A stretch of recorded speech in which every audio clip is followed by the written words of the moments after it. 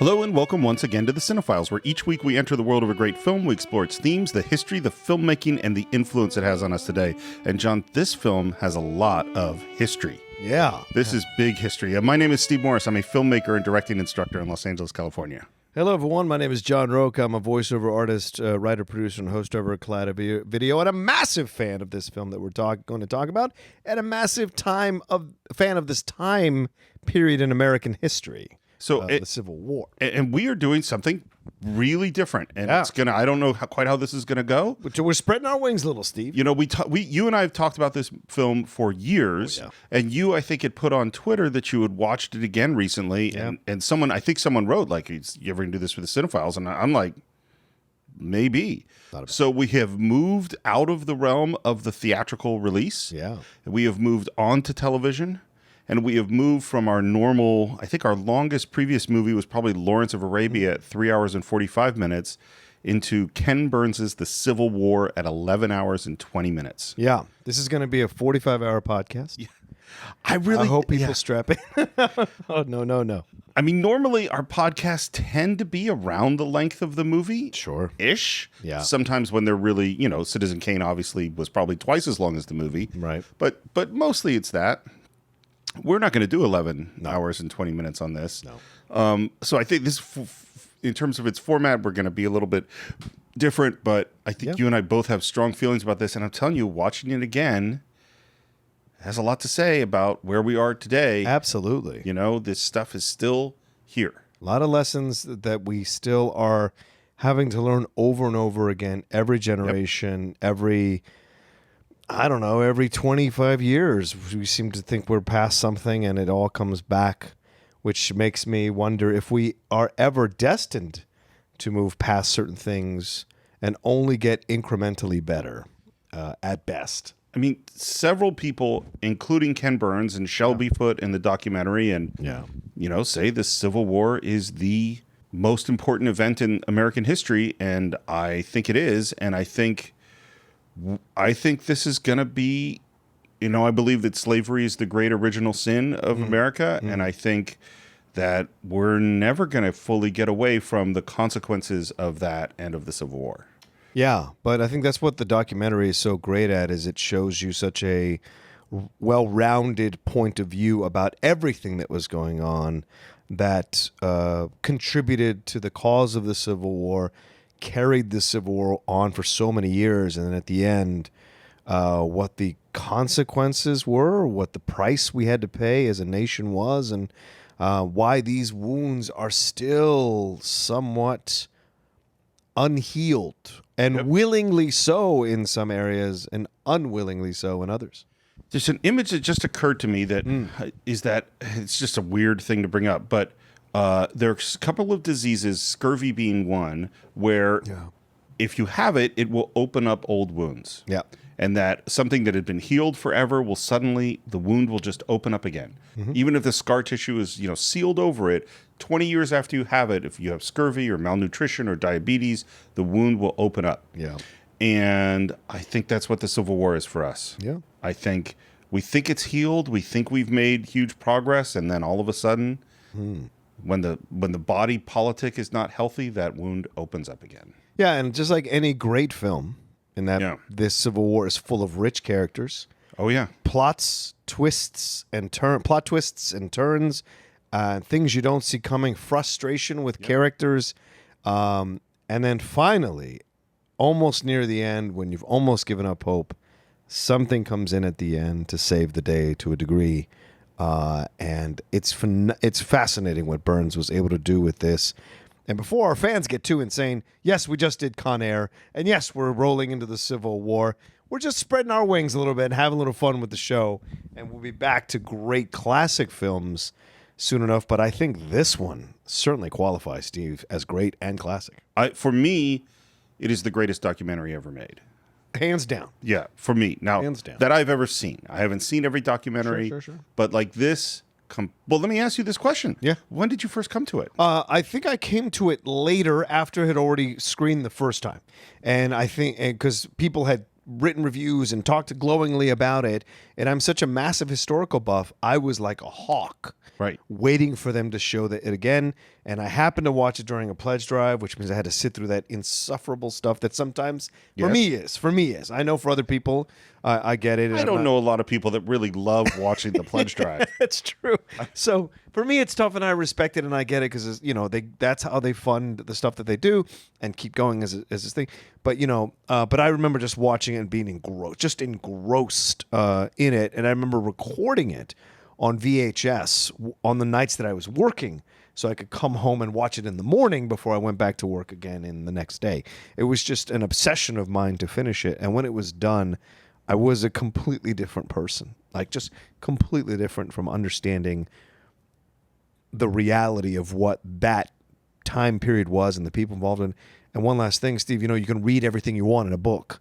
There's something about a documentary that brings these characters to life that for you have to carry with you then. Well, particularly a documentary made by a master filmmaker like Ken Burns. I mean, the way the voices and the sound and the photographs, and there's just so much richness here. For me, I saw it sitting in my parents' family room when it first came out. I remember the next time it came on that I programmed my parents' VCR. Yeah, same as me. In order to record it. I watched it many, many times. Since then, I think before we got on the mic, I think you said you probably watched it 10 times. At least all the way through 10 times. Yeah, me too. I think. I come back to it every couple of years, and it never ceases to just suck me in. Yeah. And just, for scale. Now, obviously, the world of television is very different today than it was in 1990 when this came out. But when this came out, 39 million people watched it. For comparison, the Game of Thrones finale had 18.4 million people. Yeah. Now we live in a different TV world where we're so much more split up over all these different networks and streaming services and stuff. But still, that's almost 40 million Americans. That's like 1 in 5 of the number of Americans at that time watched this the first time it aired on PBS. It's still the most successful thing ever to air on PBS. I mean, that's just for an 11-hour and 20-minute long historical documentary. Mm-hmm. That's just an astounding number. Yeah, and I'm incredibly glad that it's so revered and beloved that Ken Burns and the people at PBS went back and remastered it in HD so that you can really appreciate it all over again in a very clear, beautiful picture. Beautiful pictures. That's all. And it looks gorgeous. I mean, that's what I'm saying. Yeah, I mean, I have the Blu-ray sitting right there. Yeah, and particularly with the this is a movie largely about looking at old photographs, and every bit of resolution helps as you're looking into the eyes of Abraham Lincoln. I mean, it just. Well, the wrinkles on the slaves and the lashes and all of it. It brings it so viscerally back to life. So I'll tell you a little bit about Ken Burns. He's born in Brooklyn in 1953. His mom died when he was a kid from breast cancer, and that was obviously a transformative moment. In his life, he was an obsessive reader. Shocking. Read the encyclopedia cover to cover. Wow. This is the kind of guy. And if you ever listen, I'm sure you've heard interviews with him. He is one of the most articulate and erudite and brilliant and thoughtful person you will ever hear interviewed. He is so fascinating to listen to. He looked until he was probably 40, like he was about 12 years old. So people didn't always give him that much respect. But he, like a lot of guys we talked about, like Steven Spielberg and the Coen brothers, he got that 8mm camera when he was a teenager and obsessively started making films. First thing he did was make a documentary about a factory in Ann Arbor when he was a teenager. Wow. Went off to be a cameraman for the BBC. Did a bunch of shorts, and then his first documentary was Brooklyn Bridge, based on the David McCullough book that was on PBS, which is a fantastic documentary. And even though it's his very first one, you can see the seeds of the Civil War in terms of the technique, the style. It's all right there. Does David McCullough narrate that one as well? I think so, although I haven't seen it in a long time. Okay. But I think he does. And David McCullough, who's the narrator on the Civil War, amazing. As a voiceover guy, you hear certain voices and you're just like, man, A, I wish I had that voice, and B, what a command he has of that voice to bring this documentary to life. So before he does Brooklyn Bridge, he does a bunch of other, 1 hour-ish documentaries for PBS. There's Huey Long, The Shakers, Congress, and Statue of Liberty. And what he says is that all of these are kind of around the Civil War. Yeah. The guy who designed the Brooklyn Bridge learned his trade as an engineer in the Civil War.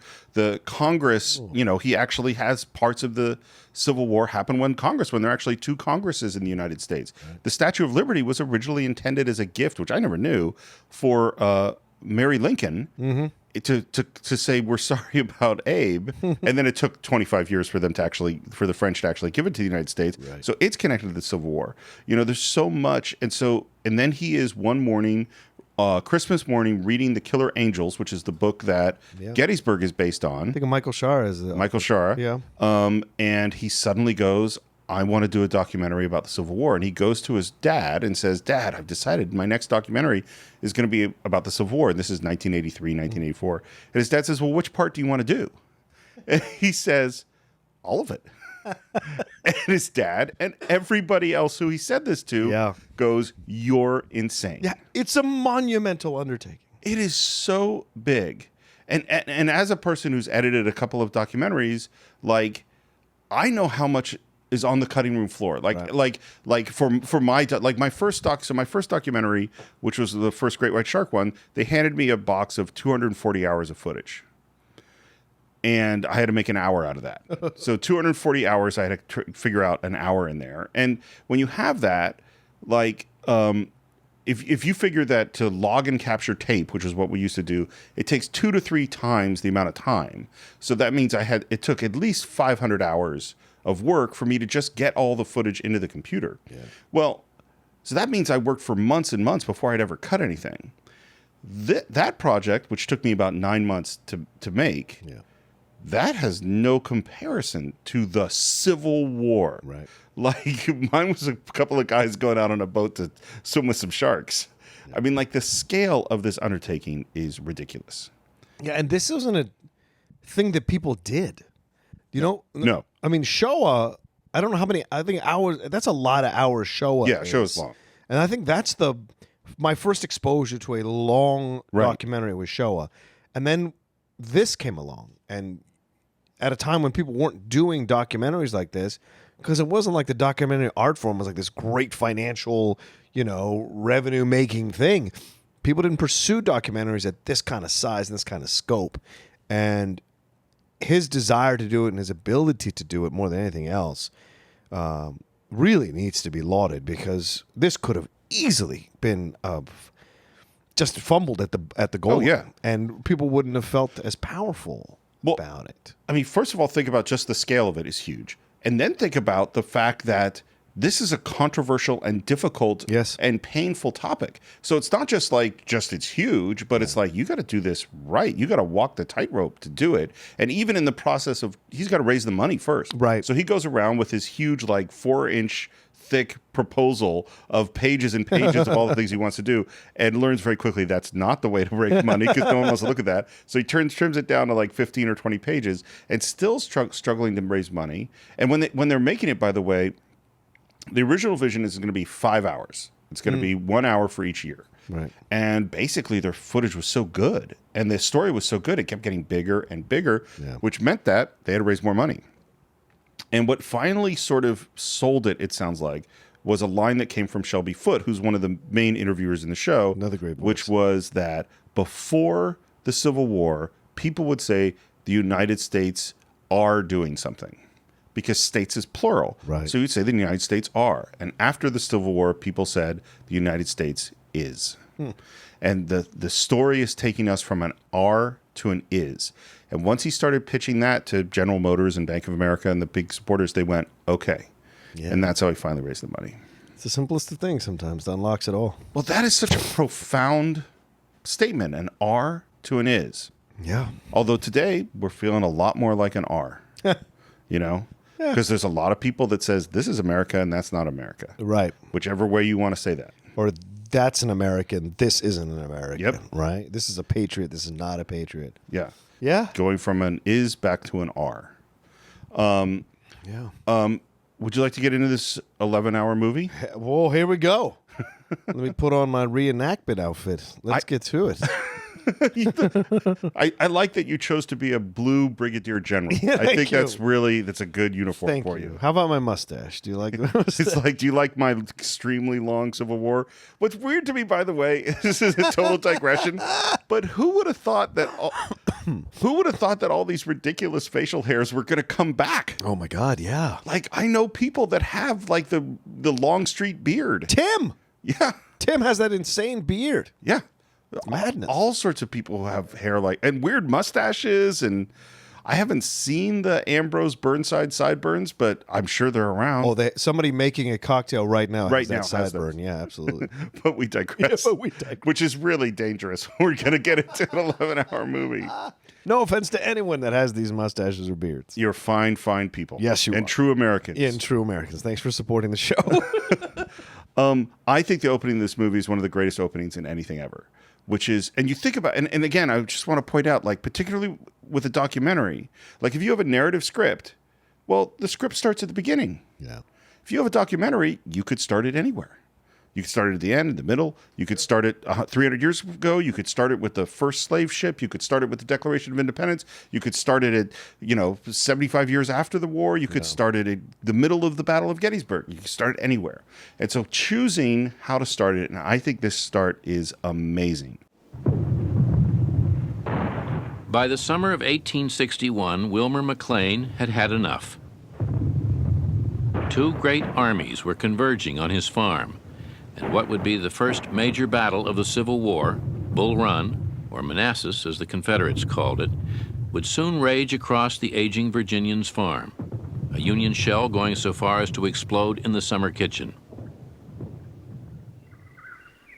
Now, McLean moved his family away from Manassas, far south and west of Richmond, out of harm's way, he prayed, to a dusty little crossroads called Appomattox Courthouse. And it was there in his living room 3.5 years later that Lee surrendered to Grant. And Wilmer McLean could rightfully say that the war began in my front yard and ended in my front parlor. So great. And you cue music. Yeah. And that, I think, is so profound, like frames what the whole movie is going to be. Its smallness, that this is a family fighting with itself, that it is strange and filled with coincidences and very personal, I think. Yeah. And that this war has a sense of providence all around it through the progression. Whether you believe or not, it feels like it has a sense of providence. I mean, the fact that it begins and ends in this man's yard and in parlor is mind-blowing. That of the odds of that must be astronomical to consider. Well, and there's so many things like that of, literally That's what I mean. Brother fighting brother and friend fighting friend and coincidences of where people ended up and these strange connections throughout. I do want to say one thing, Steve. For me, growing up in Virginia, it was, all these things you talk about, for me, were cities before, or places before I understood what they were. Sure. Bull Run, Manassas, Appomattox. My sister lives in Manassas. I mean, like, you would drive the wilderness. You would drive through these places that were battlefields, and in your mind, it never would occur to you until you learned about the Civil War and learned about the battlefields. And this documentary just changed, like I said, changed me as a person, but changed my perception of my own state that I grew up in. Yeah. And how essential it was to everything the Civil War was all about, especially because Robert E. Lee came from Virginia, and yet Virginia always struggled whether it was south or north. Right. It was that kind of middle. It's in the middle. Middle place. And so it's always been a struggle. And growing up, you knew there was Northern Virginia and Southern Virginia. And so I love the documentary for bringing those places to life for me. And right after he tells this story, we go right into that music, which is just haunting and beautiful. The composer is J. Unger, and I'm hearing it right now. Yeah. It is so lovely and powerful, and it has a slow cadence that kind of sets you up for sort of the melancholy and the beauty of what we're gonna get into. That violin. Yeah. Yeah. It's so good. Yeah. And then we hear this thing that we're going to hear. There are these refrains that are going to kind of come back. And one of them is this, the Civil War was fought in 10,000 places. The Civil War was fought in 10,000 places, from Val Verde, New Mexico, and Tullahoma, Tennessee, to St. Albans, Vermont, and Fernandina on the Florida coast. More than 3 million Americans fought in it, and over 600,000 men, 2% of the population, died in it. American homes became headquarters. American churches and schoolhouses sheltered the dying.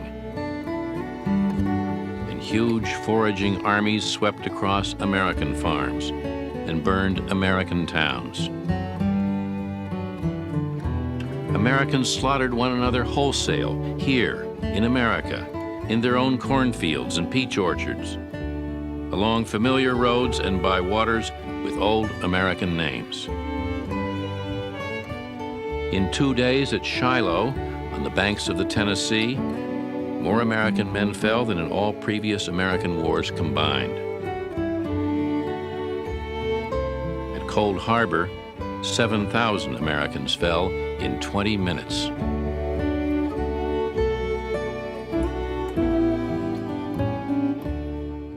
I really want to point out the genius of Ken Burns' filmmaking technique. And like most really good technique, you don't see it.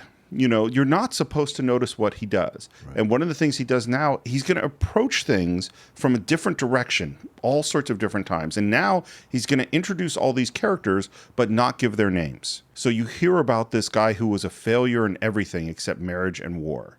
And then you hear about this lawyer from Illinois and this eccentric student of theology who rode into battle holding one hand up, or this professor from Maine. And you hear these people, and of course, from the beginning, some of us know, okay, that's going to be Lincoln, right. Or this is going to be Robert E. Lee, but you don't know who Joshua Lawrence Chamberlain is yet. You don't know, and so these people are going to take on significance, and he's just planting them with you a little bit and making you want to find out more about them. And then there's this moment where, again, David McCullough in his narration says, between 1861 and 1865, Americans killed each other in great numbers, if only to become the kind of country that couldn't conceive how such a thing was possible. The writing in this film is magnificent. And that's Ken Burns, his brother Rick Burns, and it sounds like Jeffrey Ward is really the main writer. And again, what an undertaking to try to figure out how to do this. Weave all these things together in a cohesive manner. Well, and I'd be very curious. Ken Burns is one of the people I'd love to sit down and have a conversation. Oh, yeah. Or have him on the Cine-Files. Hey-oh. Do you think he would come on to talk about like Transformers or something like that? Maybe Dumb and Dumber. Dumb.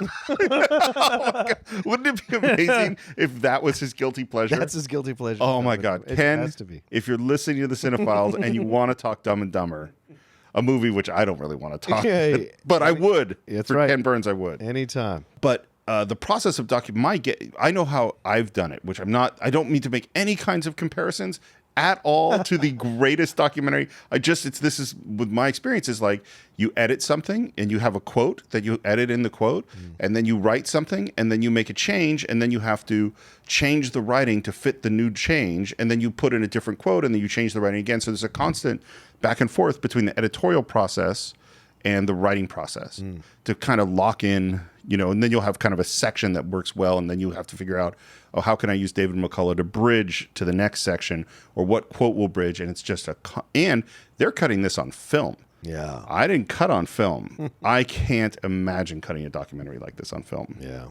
And then we see throughout the film at really interesting times, film from the 75th anniversary of Gettysburg. Yeah. And these old men.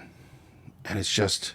Which is very interesting in the timeliness of us talking about this, Steve, because we just had the 75th anniversary of D-Day, right? Isn't right. That right? So you're right. 70th or 70th? 75th. 75th? Yeah, it's 44. So yeah, 75th. Okay, yeah, 75th celebration of D-Day. And how many of those men are still alive and showed up at the ceremony who are in their 80s or 90s and were, honored? And you saw them, you heard them. CNN did pieces on them and other outlets as well. And even French President Macron gave one of the survivors of D-Day the highest order that you can receive as a civilian in France.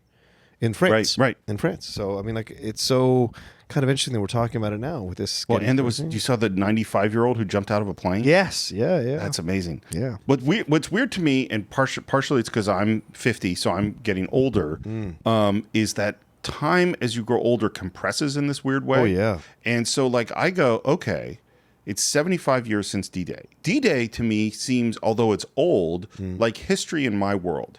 Right. You know, like I had relatives who fought in World War II. I met many people. I met Holocaust survivors. Those are people that are real in my life. Right. The Civil War was not like this. I never met anyone who fought in the Civil War. Right. You know, my great grandfather, he was born in 1885, I think. That's the oldest person who I knew. You know, but thinking about it now, it's like, okay, 1938. That was the 75th anniversary of Gettysburg. Right. And those old guys are walking around. That's not that long ago. Yeah. You know, so my grandparents easily could have known people who had fought in the Civil War. You know, that's just so, and suddenly it feels much closer, which I think is part of why he includes them in this moment at the beginning of the documentary to go, no, these are real people. Like, these aren't just, you know, pictures on a wall of ancient history. They're real, living, breathing people. And includes video. That's important. Very important. Makes them contemporary in some way in your head. The Civil War defined us as what we are, and it opened us to being what we became, good and bad things. Shelby Foote. It is very necessary, if you're going to understand the American character in the 20th century, to learn about this enormous catastrophe of the mid-19th century. It was the crossroads of our being, and it was a hell of a crossroads. It's one of the most remarkable interviews I've ever seen. Oh, yeah. And so he did the Huey Long documentary, and the book about All the King's Men is written by Robert Penn Warren, and so he was still alive. And as Ken's starting up on the Civil War in 83, I think, or 84, because it took almost 6 years to make, Robert Penn Warren says, oh, if you're going to do the Civil War, you got to talk to my friend Shelby Foote. So they go, okay, I guess, you know, they're right at the very beginning. I think it's one of the first interviews they shot. They didn't know much about him. They had he's written several books on the Civil War. Right. I read one of them. It was hard. It's extensive, his books. And he shows up to do the interview. He says he wasn't very prepared. So he kind of just threw out like Grant. And then Shelby Foote would talk about Grant. Lee, you talk about Lee. Gettysburg, you talk about Gettysburg. And they rolled an hour of film on him. And they get back in the car to leave, and they go, he and his brother, and they go, that wasn't very good, was it? Yeah, it's kind of boring. He speaks really slowly. I don't think that's going to be very good. They get the film developed, they get back to the editing room, they watch the interview, and they go, holy shit. And it happens sometimes, you know, like, and here's what they said, and I totally agree with this ratio. They said that normally when you do an interview for a documentary, you expect that maybe 10% is going to be useful. That's totally bears out in my experience, about 10%. They said 85, 90% of Shelby Foote was, like just, and they basically, almost everything they shot with him is actually in the movie because he's so great. Yeah. And he becomes just the heart of the film, I think. Yeah. It was because we failed to do the thing we really have a genius for, which is compromise. Americans like to think of themselves as uncompromising. Our true genius is for compromise. Our whole government's founded on it, and it failed. We meet Barbara Field, who is an African-American historian who says amazing things. And what she says that's so interesting is that, yes, this is a war based on politics, and yes, it's about geography and weapons, but it's about something higher. For me, the picture of the Civil War as a historic phenomenon is not on the battlefield. It's not about weapons. It's not about soldiers, except to the extent that weapons and soldiers at that crucial moment joined a discussion about something higher, about humanity, about human dignity, about human freedom. And this is this framing and complexity that we're going to see Ken Burns deal with throughout. Yeah, which I think is essential to understanding the war as a whole.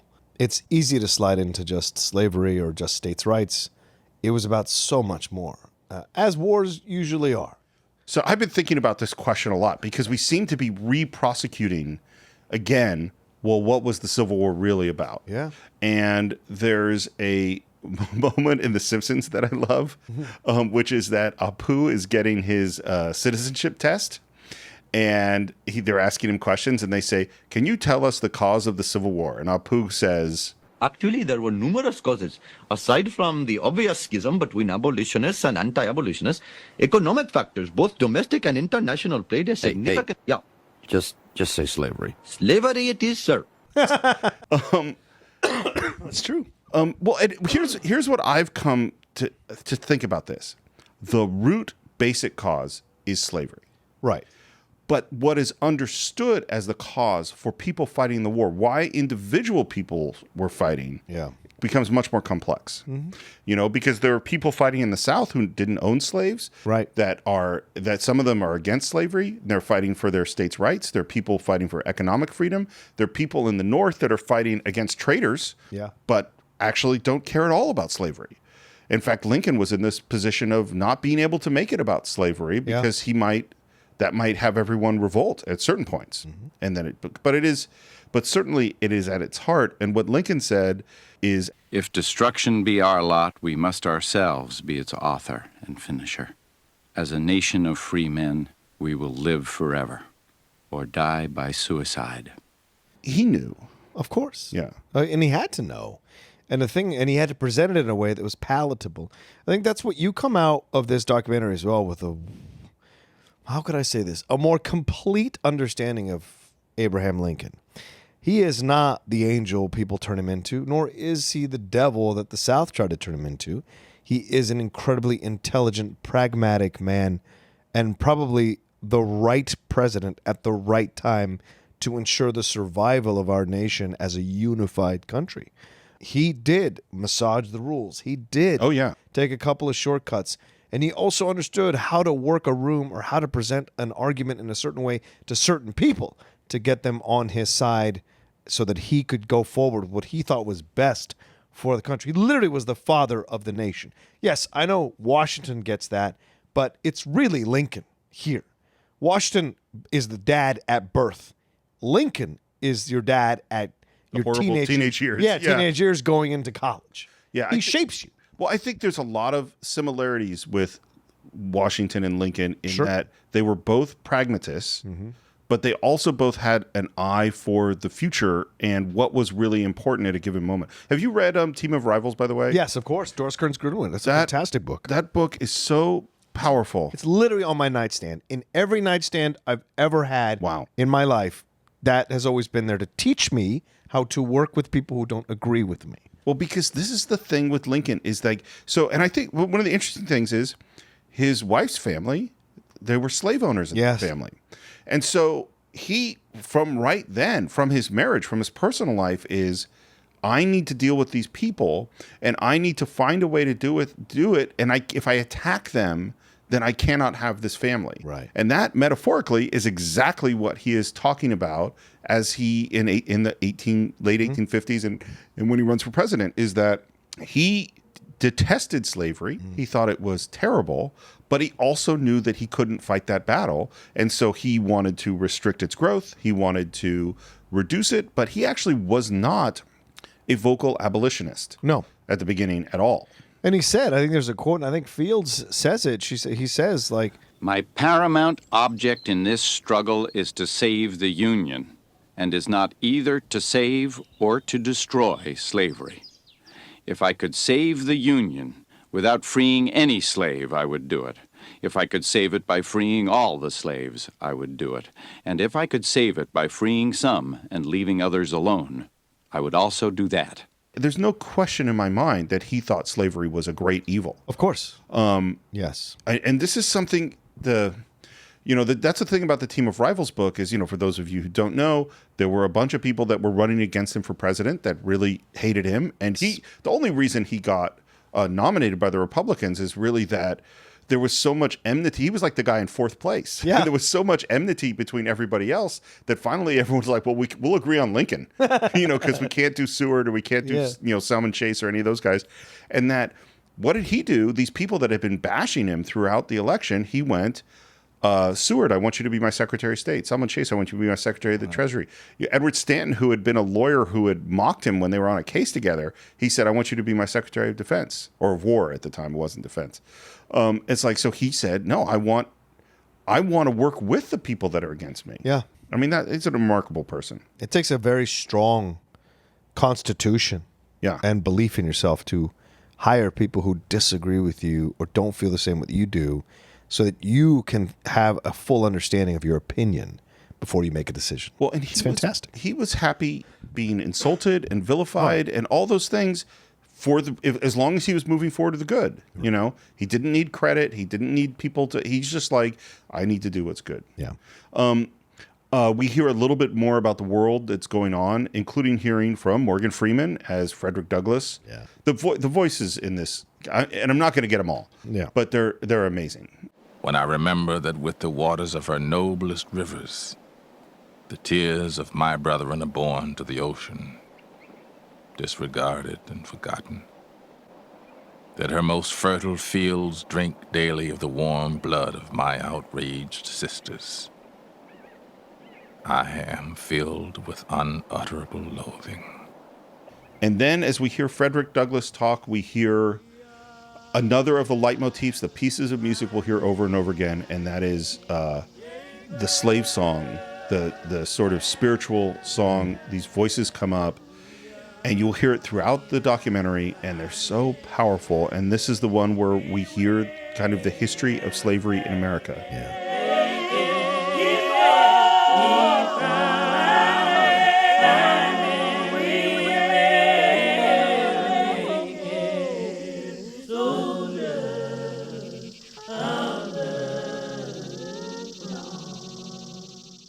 No day ever dawns for the slave, a freed black man wrote, nor is it looked for. For the slave, it is all night forever. Including photographs. You'd already mentioned the guy who had been, whipped severely, and he's kind of looking back at you, and his eyes are just deep and penetrating. And Ken Burns makes you look at these photographs for a long, long time. It's to the point where this is actually called the Ken Burns effect, which is that you're pushing in or moving across or cutting in and studying these photographs in a way. Because the way that if you look at other documentaries or older documentaries, they go, okay, we want to tell you about this cannon. Here's a picture of the cannon. Okay, you saw it, and now we're moving on. Now I want to show you about this soldier. Here's the soldier. What Ken Burns wants you to do is to look at it and study it. So he'll leave those pictures on much, much longer. What happens is, first you go, oh, there's this slave at an auction. And then as the camera moves in, you look at it more closely and you see things you didn't see before. You see their eyes, their facial expression. Yeah. And we had to talk about like how this was done. Because today how you would do it is you would scan the picture into a computer. So you would get a super high resolution version of that photograph. Mm-hmm. And now I can zoom in, move across, pull back. Anything I want to do, I could do because I have it in the computer. Right. That's not what he did. They didn't have computers like that then. Yeah. They filmed them with a film camera. They spent weeks and weeks and weeks in the Library of Congress, and they would put the photograph up on a board. And if they wanted the camera to pan left to right, they would slowly pan the camera left to right and film that. If they wanted the camera to dolly in, they would slowly dolly it in and film that. So they're just sitting with a still image, moving the camera across, left to right, focusing on this section, on that section, cutting in, pulling back, like all those things, weeks after week after week, filming these photographs. Yeah. I think it's brilliant because it's how your eye works. Yeah. So they shoot it like your eye would work if you were looking at this picture and studying it, right? They do the studying for you by presenting it there. And I think it's also important because it's his way of saying, you have to look at this. Yeah. You have to come to terms with what this is. This is not some abstract concept called slavery. There was a real human cost to what we did, and look at the levels to which we will go as human beings to another race of human beings in the pursuit of an economy or an agriculture. There's an image, and I don't even quite understand what it is, where there was a man with a thing around his neck. With That's the one that sticks with me always. It almost looks like a steel version of a cone you would put on a dog. Mm-hmm. And he's very dignified in his posture. very proud, and he has this thing around his head that is so dehumanizing, and it looks horribly painful. Yeah. And you don't know if that was put on yesterday or if he's been wearing that for 5 years. And he's standing there, and they cut to that picture, and it just as you say, Ken Burns goes, look at this. Yeah. Look.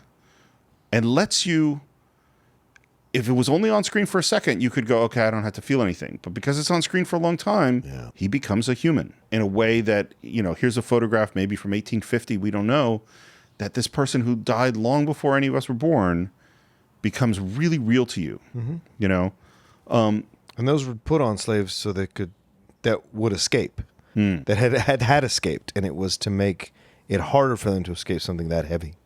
You know what I'd rather do? If I thought that I'd ever be a slave again, I'd take a gun and just end it all right away. Because you're nothing but a dog. You're not a thing but a dog. And they introduced the idea that slavery as like the poison pill of America is in the Constitution. And the fact that it sits in the Constitution, with these people that are worth 3/5 of a human, and that they are counted but not counted, is the as I said, the original sin of America. By the time the nation was founded, slavery was dying in the North. There were doubts in the South, too, but few could conceive of any alternative. Thomas Jefferson of Virginia said maintaining slavery was like holding a wolf by the ears. You didn't like it, but you didn't dare let it go. Always ironic when you're talking about Thomas Jefferson, because you know what, dude? You did like it. Yeah. We have a lot of evidence that you liked it, and you could. It's not that you didn't dare let it go; you didn't want to let it go, right? And you slept with the wolf. Yeah, 1 out of every 7 Americans belonged to another American at the time of the beginning of the Civil War. Oh my God. Yeah, it's so disgusting to me that there are people today saying, "Oh, they liked being slaves. Oh, they had it pretty easy." Well, of course. I mean that in this world, in this day, someone could make a statement like that. It's the culture of hot takes that consumes our interactions now. What the fuck is a hot take? Well, I will Can you define it for me? Sure. Because I hear it all the time, like on Twitter. It's like, hey, hot take, blah blah blah. Hot take is a self-described controversial opinion about that contradicts a universally held opinion by society. So people who say Ishtar is not that bad of a movie, I'll tell you why. Hot take. Any number of things, and you bring it to slavery thing. Yes, some of them liked being slaves. That's a hot take because it's controversial. It's against what has been universally accepted by society, and you're supposed to be able to defend this point of view. So that's what people call hot takes. And so we are consumed by that because there's always someone on the internet writing some think piece about how some terrible film was actually not as bad as you think, or defending it, or saying it's probably the best of the series when everyone has agreed that it's the worst.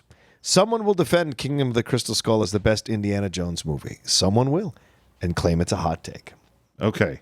Well, I'm glad that you've given me this definition. I tried to do my best David McCullough there. You did a nice job. Mostly, when I see the words hot take, I'm like, I don't really care. I don't want to hear about your hot takes. We get into the question of abolition. But can I say one last thing about what you just said? Of course. Sorry, Steve. What you just said here, people saying, oh, they wanted to. These are the ways that we mentally create, rationalize, rather, this thing that we did in our history that was so, rather than just accepting it, that it was a terrible thing that we did, and it was a time we didn't understand what we were doing, or maybe we did understand, and thank God we've moved past that. We have to find a way to forget, to explain it away or rationalize it away, which I think is horrible to the overall growth of the country, Well, and to me, the big danger of it, it's not just that we're rationalizing this thing in history. Yeah. It's that we're rationalizing our things today. You know what I mean? Connection, right. Because if you could say that, well, then right. Now we're open up to do all sorts of things. Oh, sure, of course. Like the first step, whether it's, name your horrible situation. Yeah. If you take a group and you say that group is less than human, well, then it allows you to do a whole bunch of stuff. Exactly. And again, it's why Ken Burns makes you look at those pictures for a long time, because your ability, if you think about what a slave owner in the pre-Civil War era had to do mentally to not see that these people that were around them all the time, raising their children, cooking their food, working in the fields, all that stuff as human, they had to do a lot of mental gymnastics. Yes. To sell themselves on the fact that this was okay. Yep. And not only okay, but worthy of defending with your life. Yep. That system.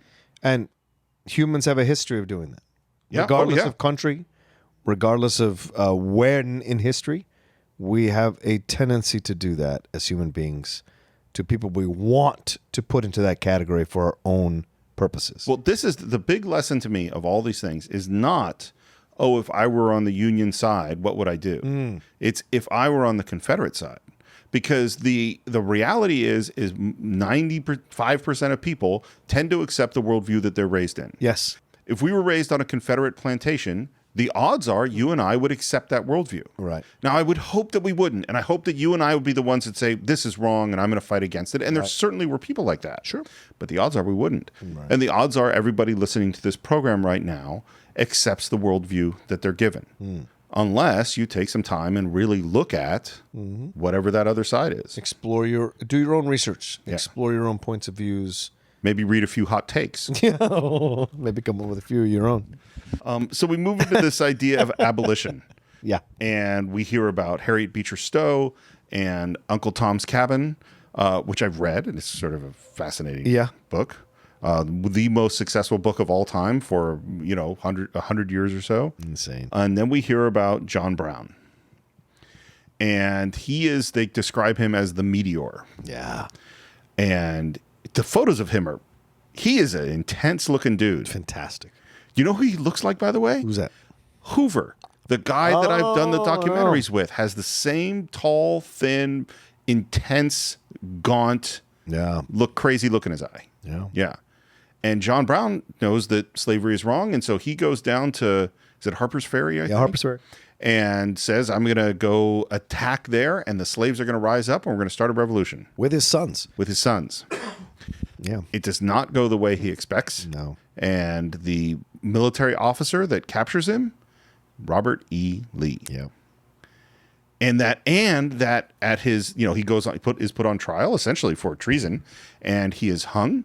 And at his hanging is Stonewall Jackson, who's not yet named Stonewall, and John Wilkes Booth. Yeah.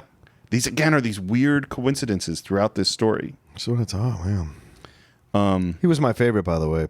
Who? John Brown.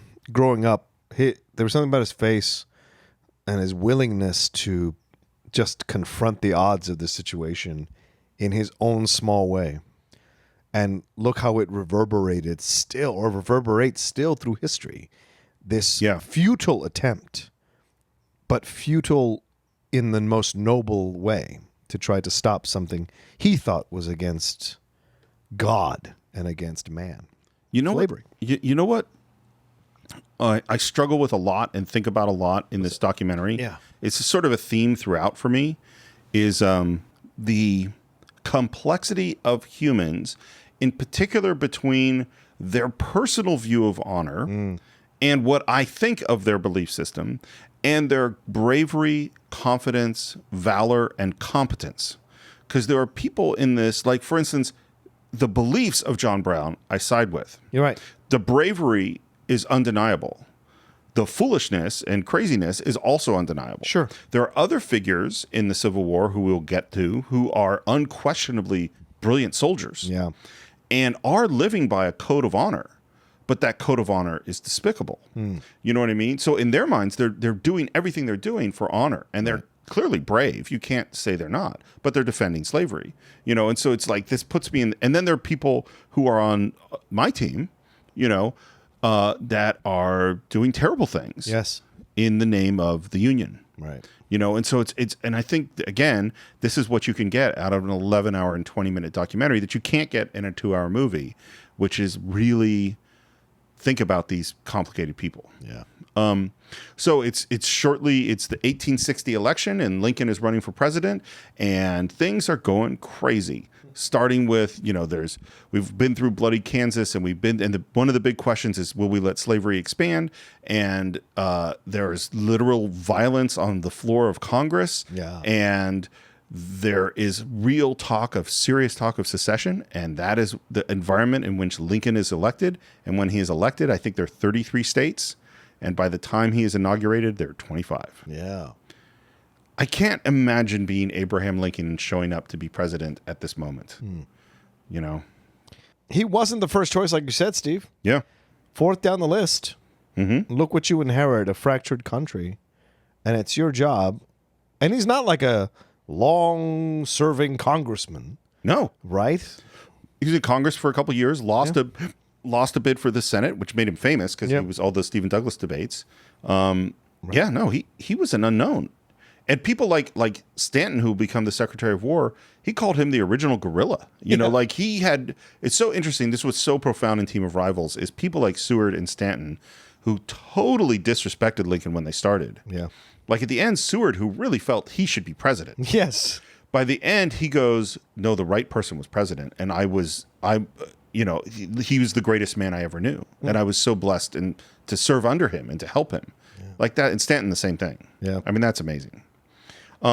So secession is happening, but Lincoln is still trying to resolve it. And he says, I think this is his first inaugural. We are not enemies, but friends. We must not be enemies. Though passion may have strained, it must not break our bonds of affection. The mystic cords of memory, stretching from every battlefield and patriot grave to every living heart and hearthstone all over this broad land, will yet swell the chorus of the Union when again touched, as surely they will be, by the better angels of our nature. I think Sam Waterston does the voice of Lincoln. Sam Waterston does the voice for Lincoln. He played him in Gore Vidal's Lincoln, that TV series. Oh, I've never seen that. Yeah, I did. It was all right. It wasn't great. It was all right. I love Sam Waterston. Yeah. And then Fort Sumter is attacked, and it's the beginning of the war. Yeah.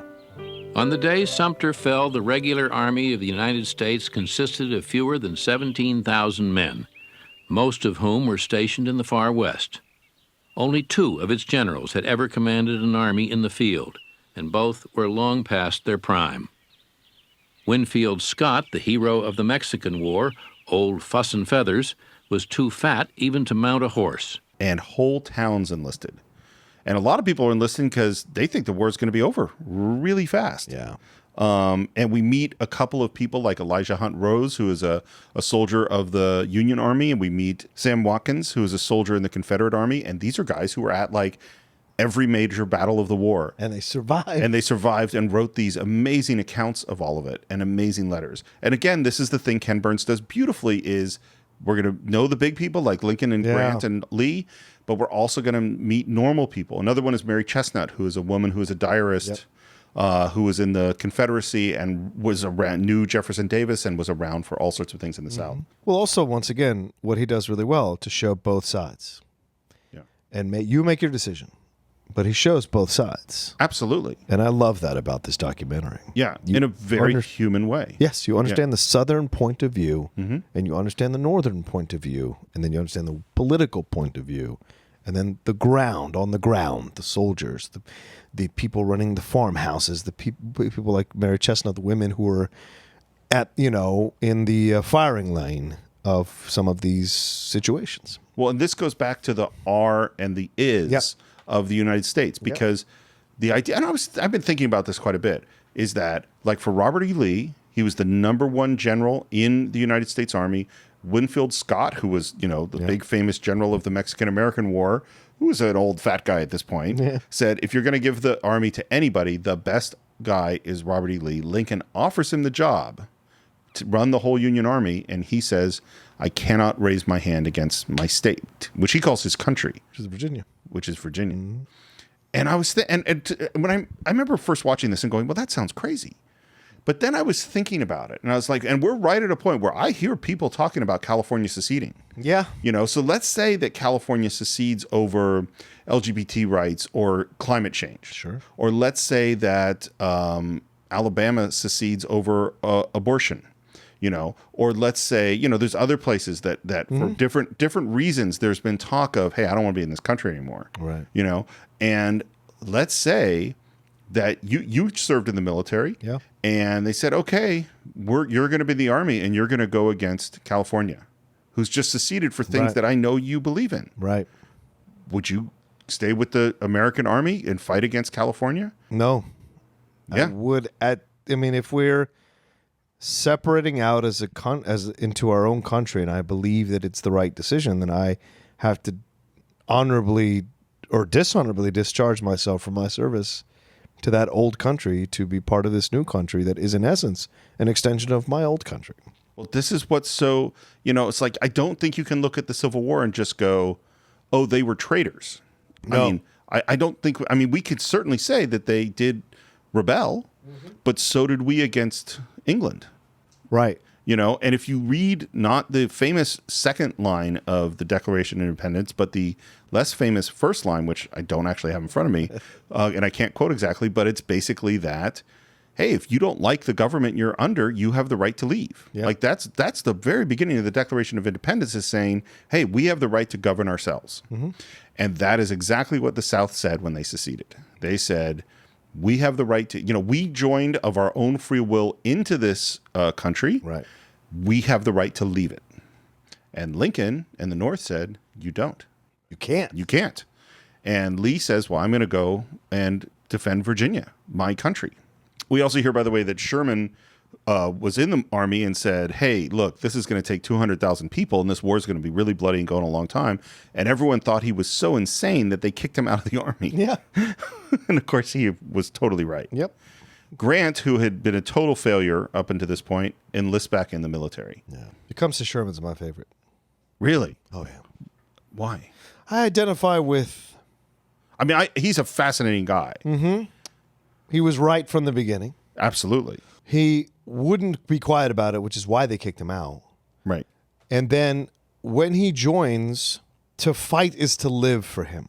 Right. He cannot exist without it. And when he does get the breaks, you hear in the documentary that he had given in to his darker natures, his spirits, right, and had become depressed. Oh, yeah. Yeah. No, he definitely Wildly dealt with mental health stuff. Right. At a time when, you don't know what the hell is. But yet, when the time came, he made this very horrible decision that had to be made when he set fire to Atlanta. Yeah. He had to show the ferocity of what the Union was willing to do so that the South would understand. And people who vilify that and cheer on Nagasaki or Hiroshima saying we did the right thing there are incongruent in their points of view. No, you can't. They are definitely in the same ballpark of strategy. Exactly. You had to show, and that is an American thing, to show this is the level to which we're going to go. Well, and this is Shelby Foote says, and I think it's true. I think it's true of Grant too, but he says it about Sherman, which is that Sherman is the first modern general. Yes. Is that he is the person, and that the change, we're now way ahead of ourselves, but this is going to be a strange episode. Yeah. Is that the Civil War marks an important turning point in the way war works. Mm-hmm.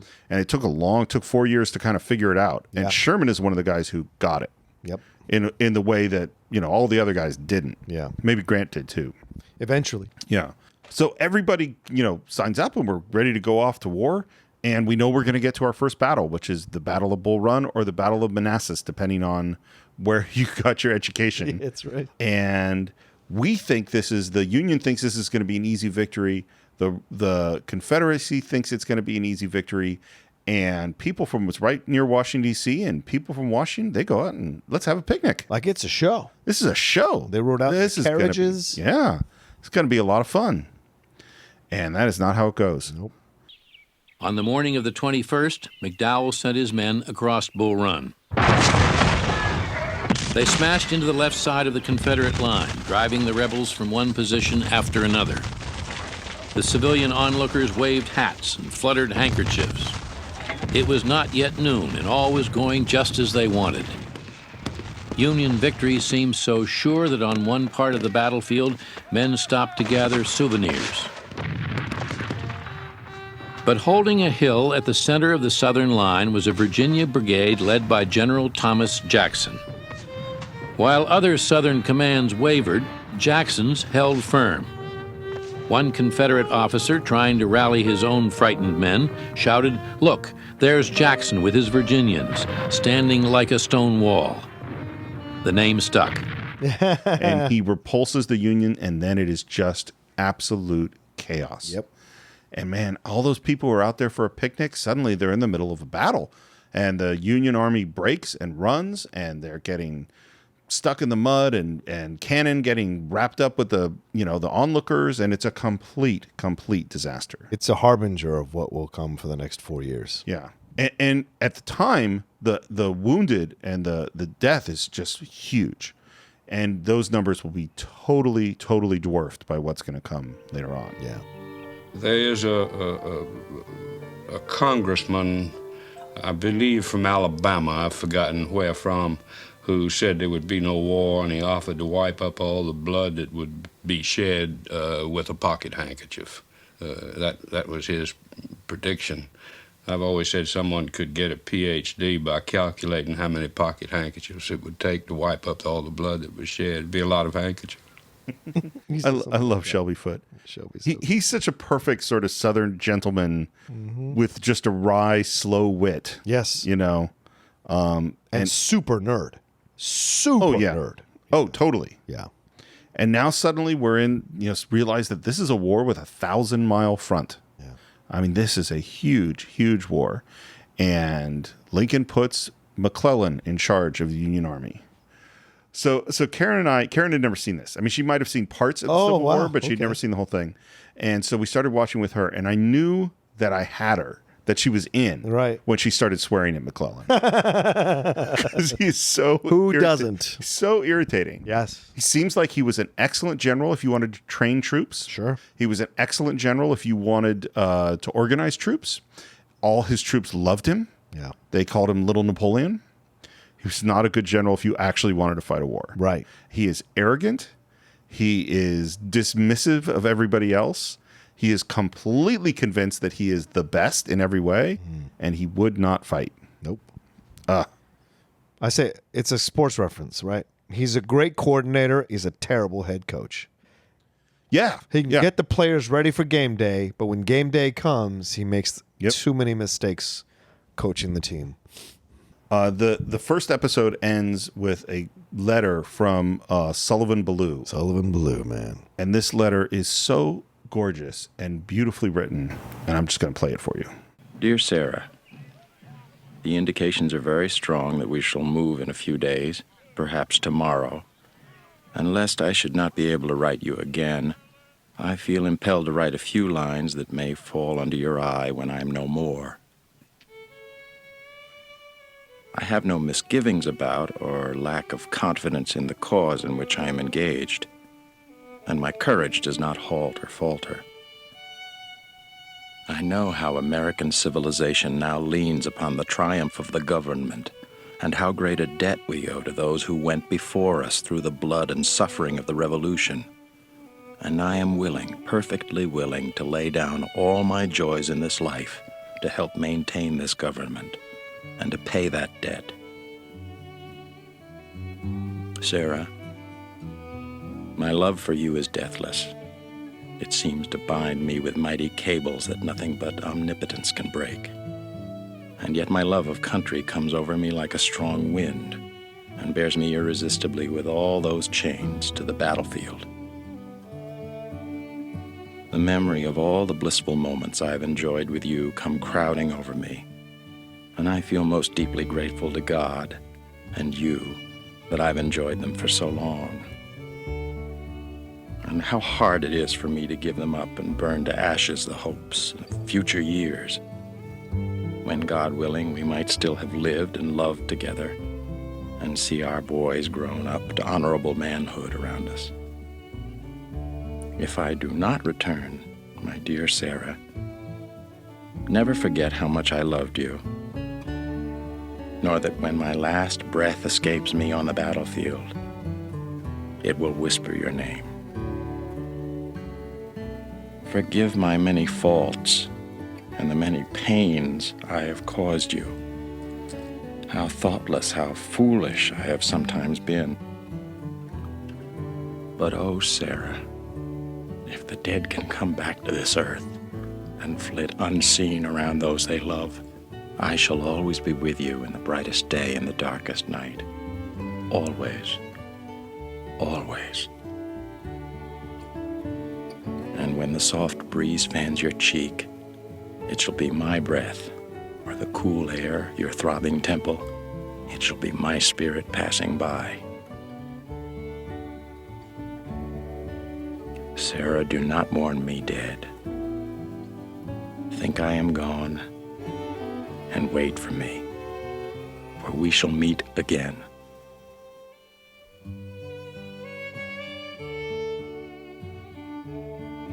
Sullivan Ballou was killed a week later at the First Battle of Bull Run.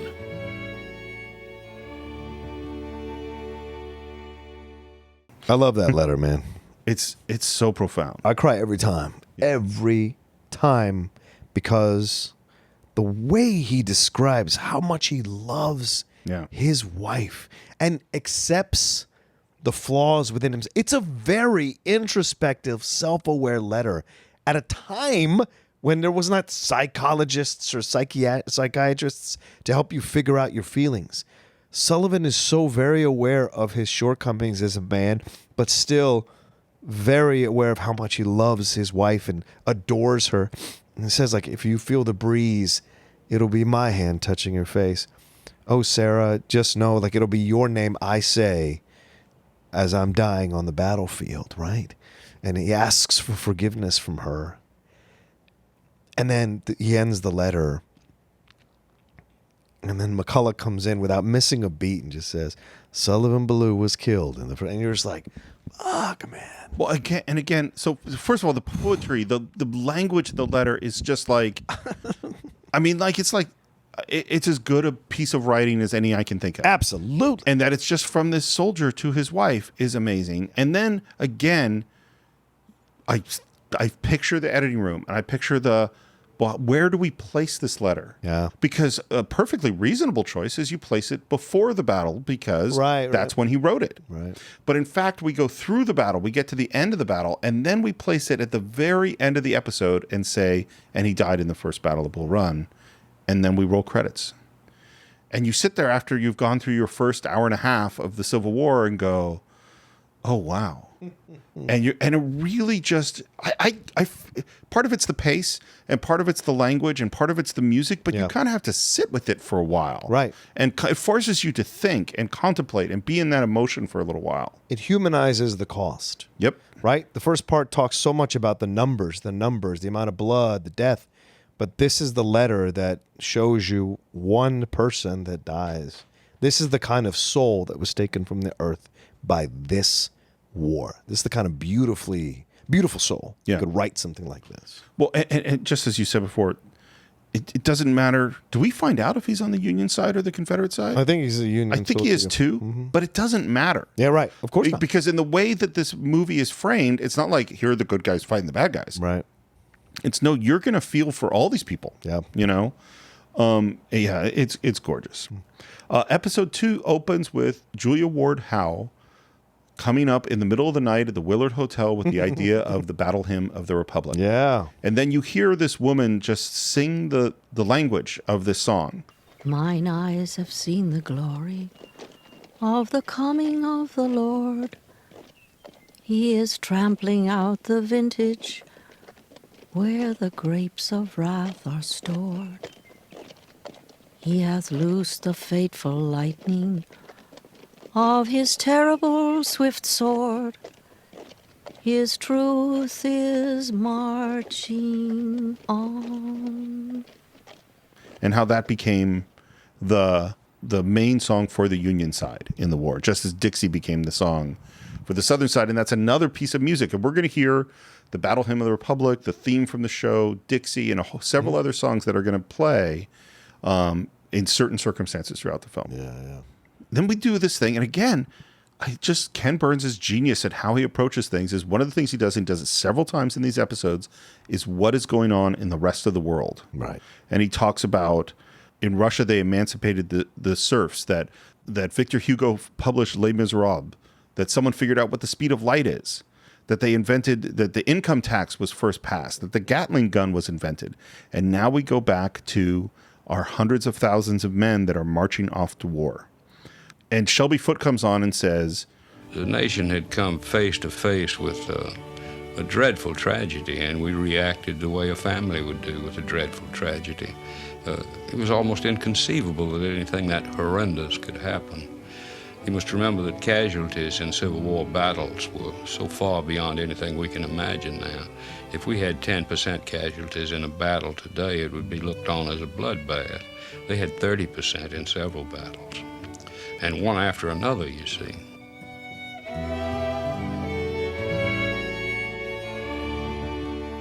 which I would say today, if we have 3% casualties, we would think of that as a bloodbath. Back then, in the Civil War, they had 20%, 30%. Yeah. You know, there were regiments where they were 70% of them were killed in a battle. Yeah. Like, there's just no comparison to anything we have experience with. And again, Ken Burns' use of filmmaking technique. We meet Sam Watkins, who is a private, and we go up the ranks all the way to Jefferson Davis. Yep. Through, lieutenants, captains, colonels, generals, and up to the president of the Confederacy. And then we go to Lincoln, and we go all the way down the ranks to Elijah Hunt Road. Yeah. And it's like, this is the filmmaker going, how am I going to tell this story? How am I going to put these people in time and place? And he uses filmmaking technique and an idea to go up the ranks and then down the ranks in the two armies. To offer you a construct. Yep. McClellan still won't fight. Lincoln keeps pushing him to fight. Cannot get him to do anything. Oh, I apologize. It is McClellan that refers to Lincoln as the original guerrilla. Not okay. Stanton. Stanton had other bad things to say about Lincoln. And now we first start hearing about General Grant. And that, I love this description of him. General Grant habitually wears an expression as if he had determined to drive his head through a brick wall and was about to do it. I don't think Grant is a person you'd want to be competing against. He's just not going to stop. In intensity, yeah. Yeah.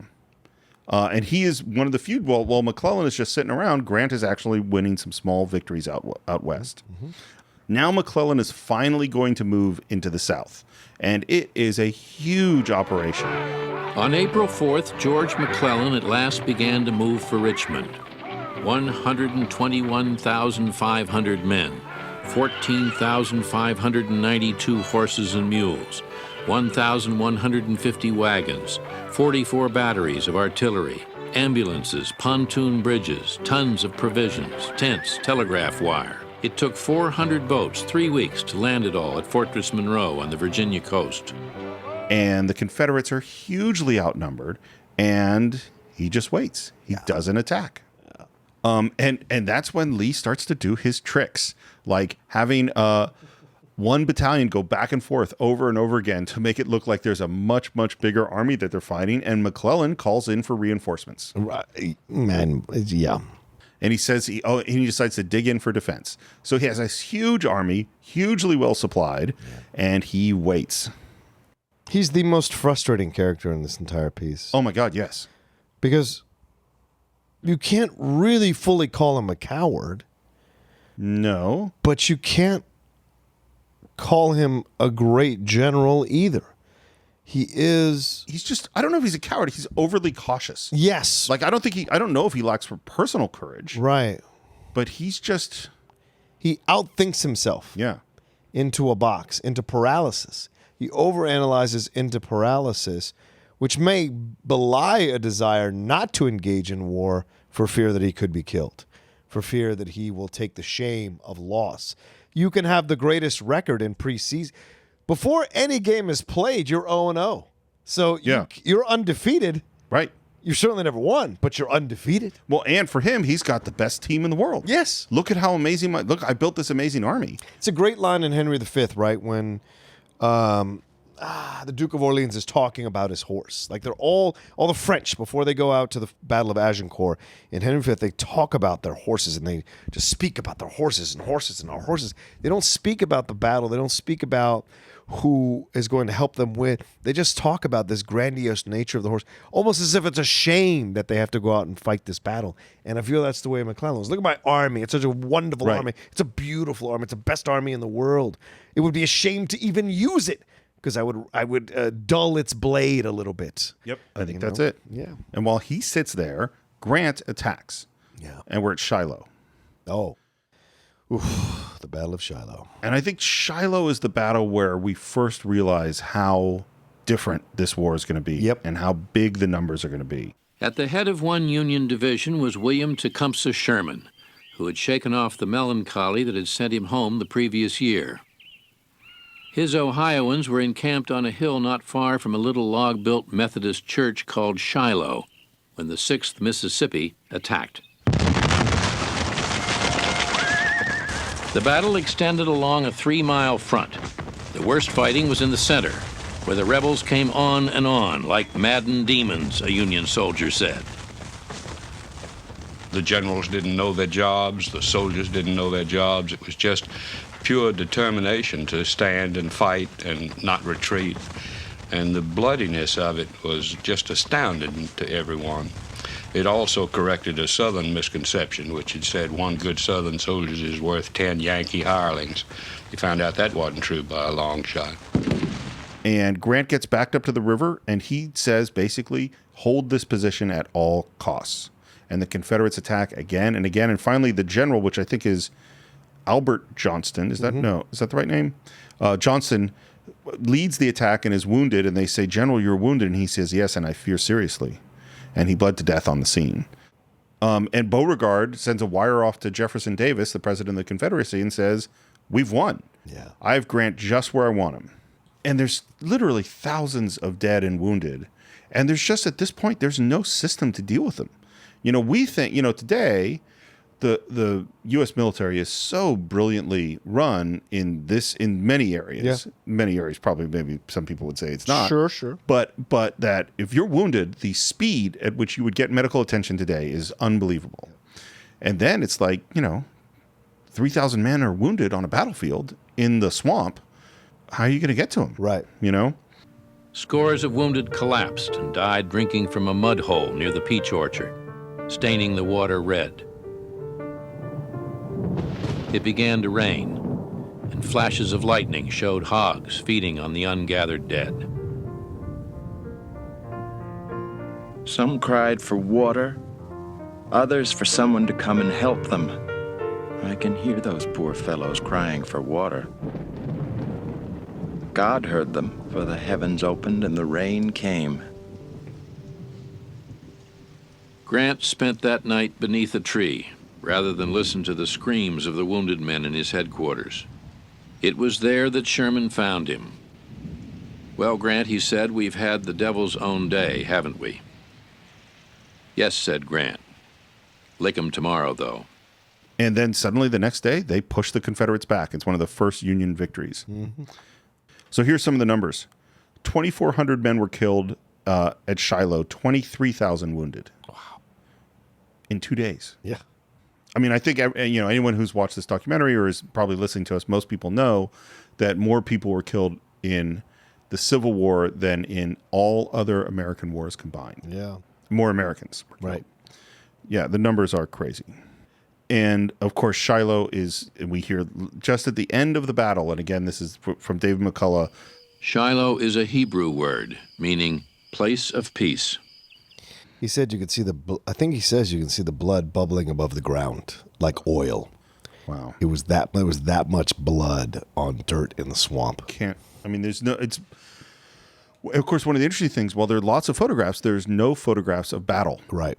So because the way that photography was, the lenses were so slow that you needed stillness for 30 seconds or so. And battles aren't like that. And so there's basically no footage of the battles, no shots. It's always before or after. And the battles are created with beautiful, incredible sound design. So you hear the sound of the cannons or the gunshots, but you also hear the sound of the stream and the crickets and the birds. Yeah. And you hear the music and you hear the voices and the rebel yell and all of these things.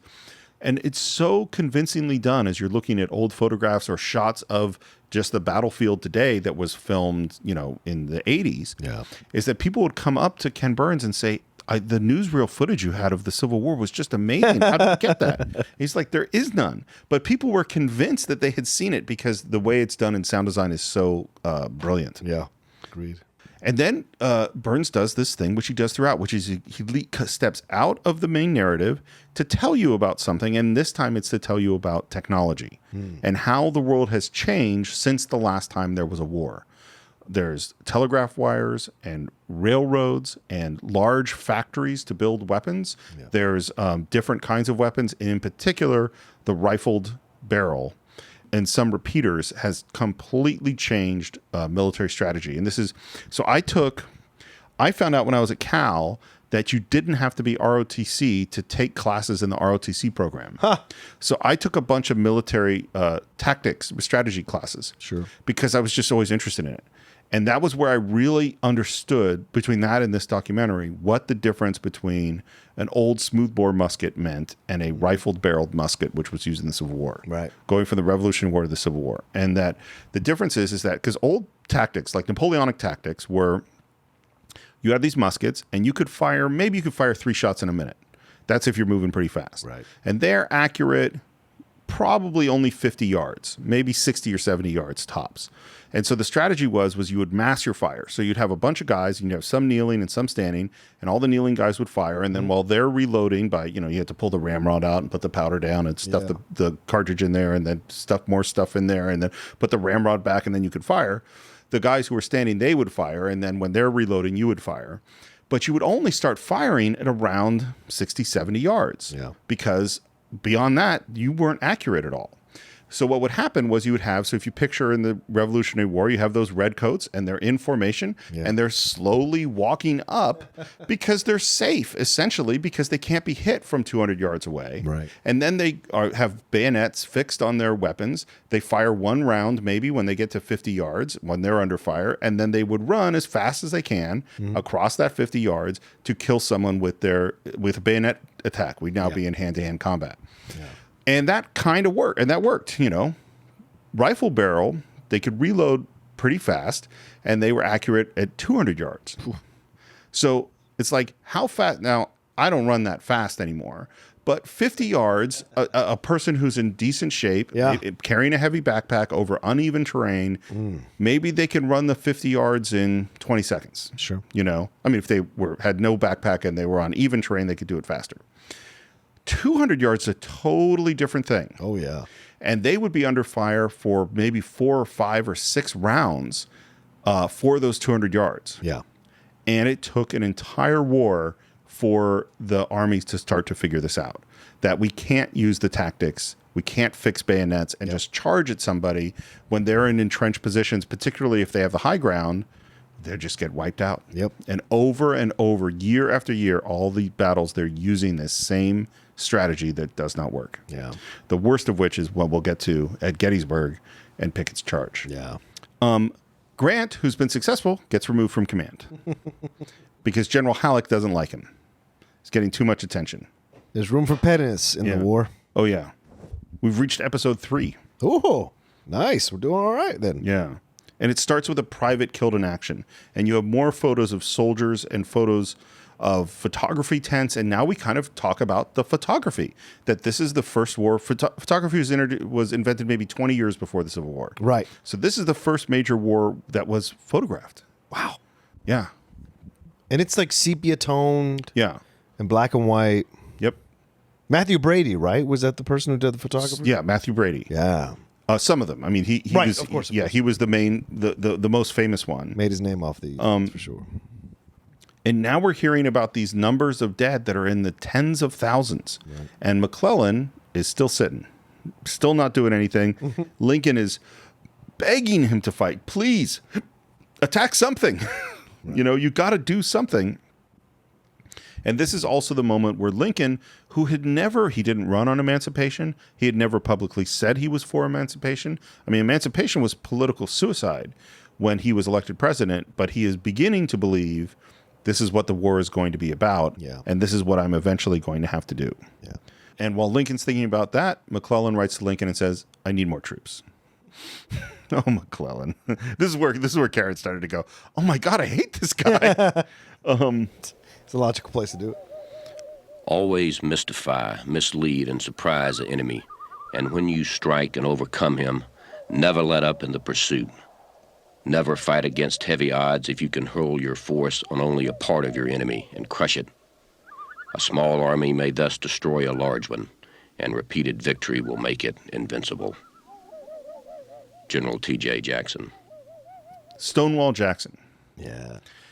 He is one of those people who seems crazy, intense, scary, brilliant, and believes in a whole bunch of stuff that is, fairly horrible to me.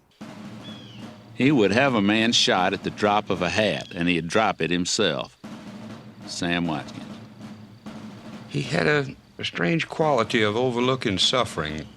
There was during one of the battles, he had a young courier, and Jackson looked around for him. He wasn't there, and he said, "Where is Lieutenant so-and-so?" And they said, "He was killed, General." Jackson said, "Very commendable, very commendable." And they put him out of his mind.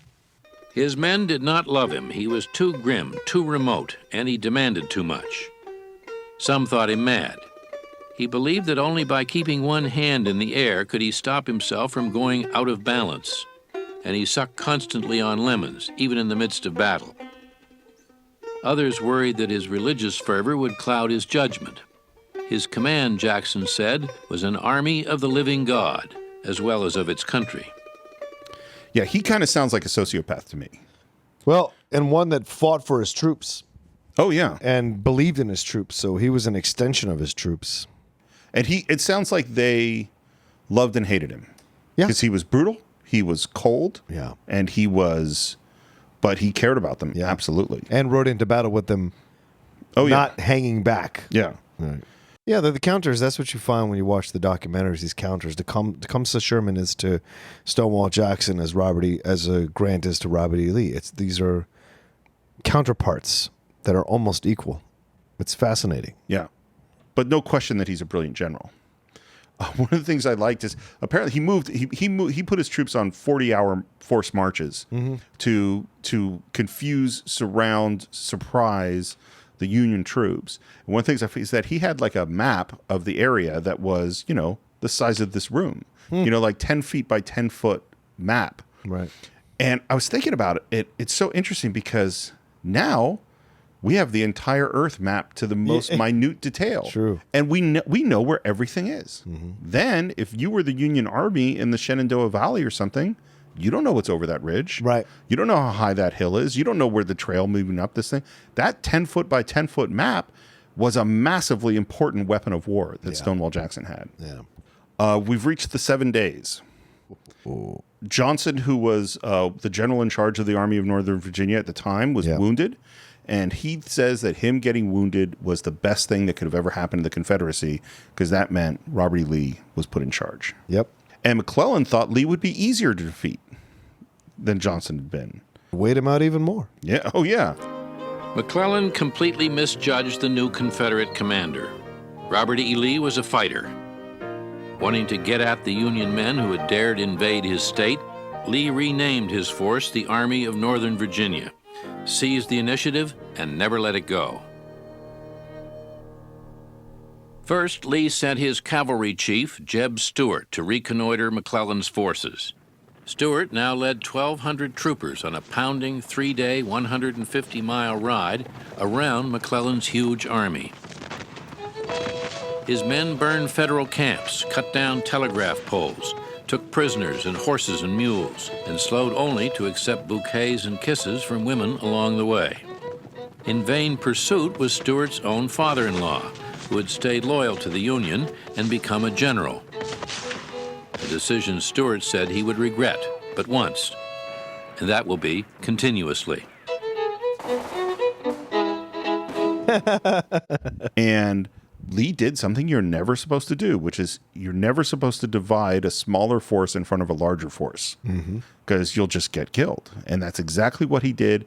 And he used speed and mobility to just dominate McClellan. Yeah. I mean, he attacked him here, and then he was there, and then he was there, and then he was there. If you look at the maps that they put in the documentary and you see what Lee did, it's just amazing in this series of battles. Yeah. And basically he has battled for a week straight. All but one of the battles were Union victories, but McClellan treated them as defeats. Yeah.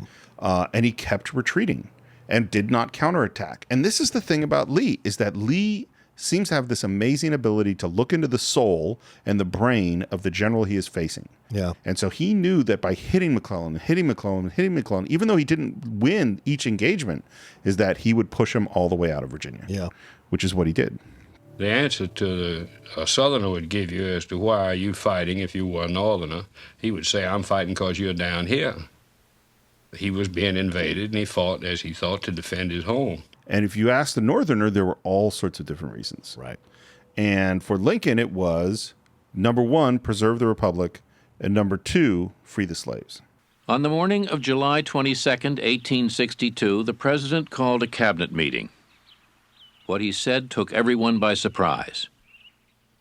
After long thought, he told them, he had decided to emancipate the slaves. And this is a profound moment in history. He has no constitutional right to do this.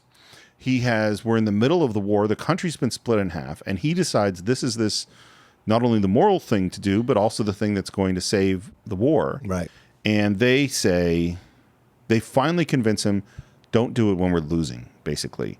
If we have a victory, maybe you can do this emancipation thing. Right. Because it will completely change the character of the war. Because there are a lot of people in the North who if you said you're fighting to free the slaves, they would leave. They would say, no, I'm not going to do that. And there was racism in the North towards, of course, slaves as well. Absolutely. The North wasn't some kind of clean thing. Well, and still isn't. Yeah, still fair, yeah. You could find some racism all over the country. Absolutely.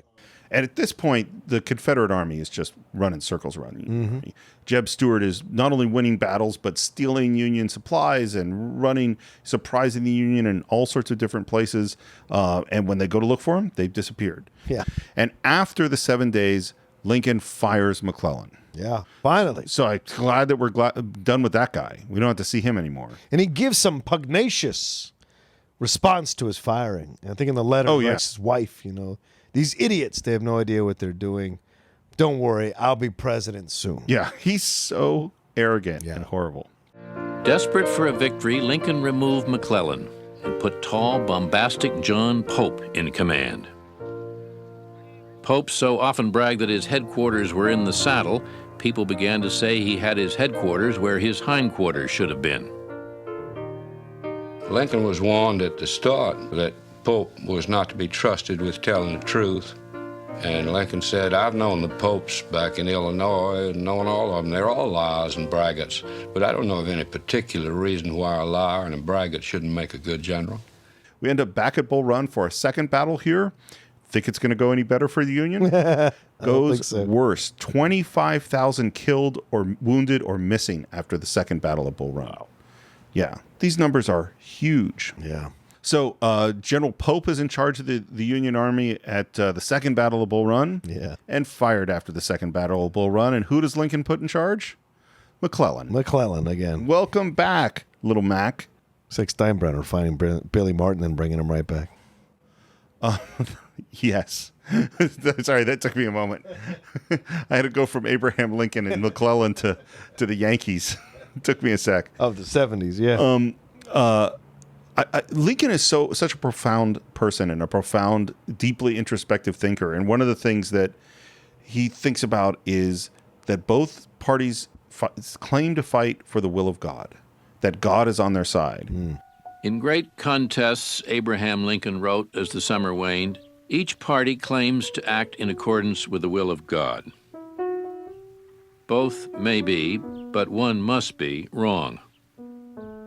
God cannot be for and against the same thing at the same time. And that's what he comes to believe is, in fact, God is punishing both sides. Yeah. In this battle.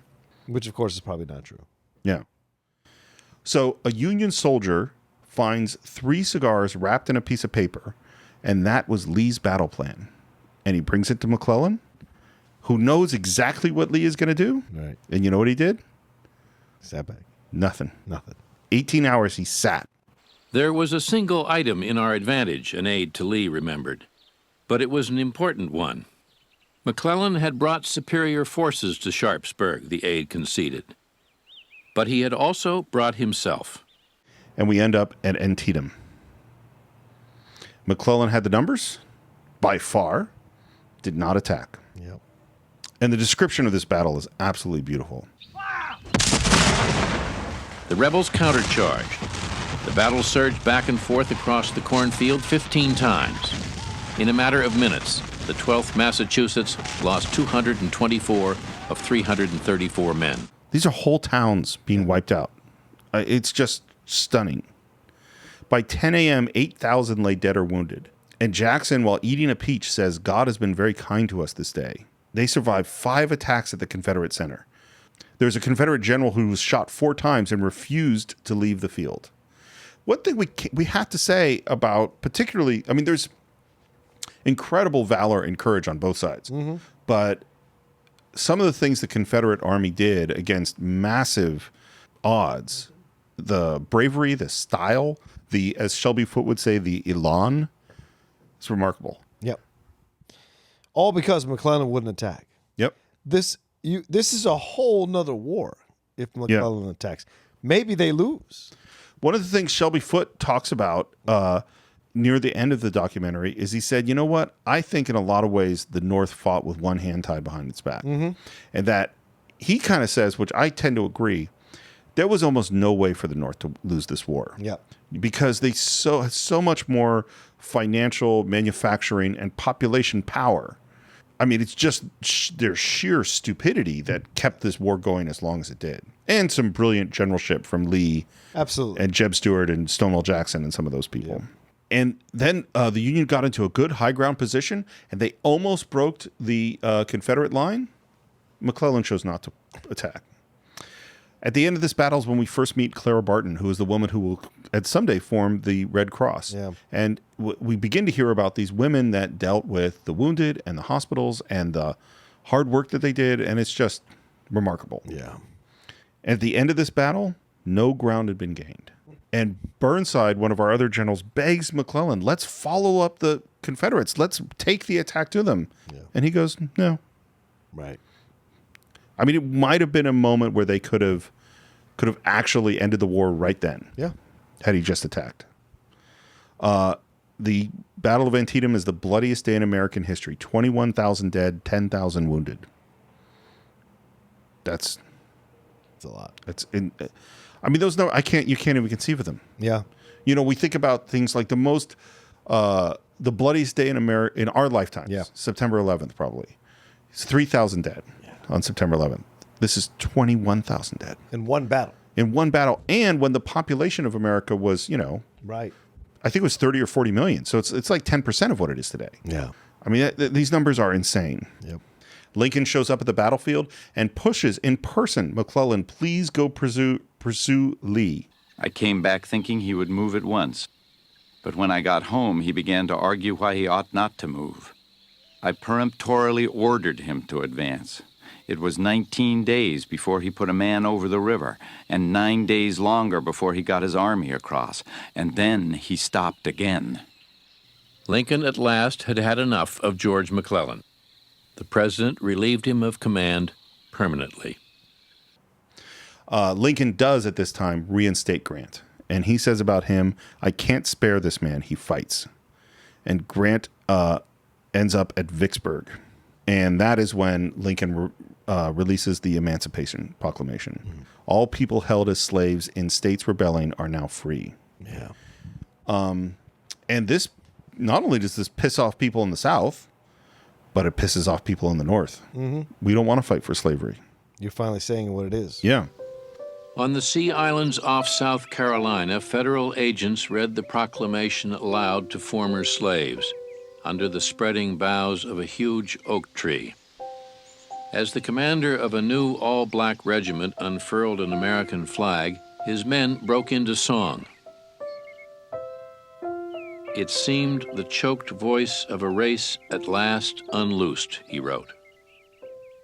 In the beauty of the lilies, Christ was born across the sea.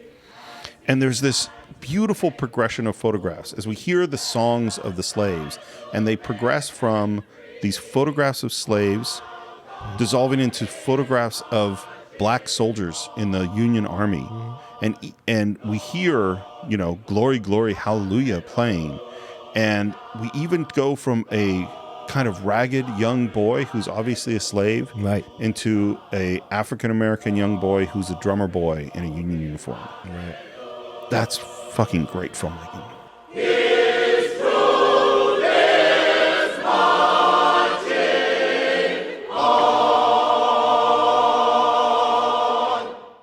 And this is what film can do so well, is in a series of images juxtaposed with music, we see the journey from slavery to hero fighting to free slaves in just a few images, and the importance of the Emancipation Proclamation for Lincoln and for our country and what it does just with a few images. That's the genius of what Ken Burns does in this film is just blows my mind.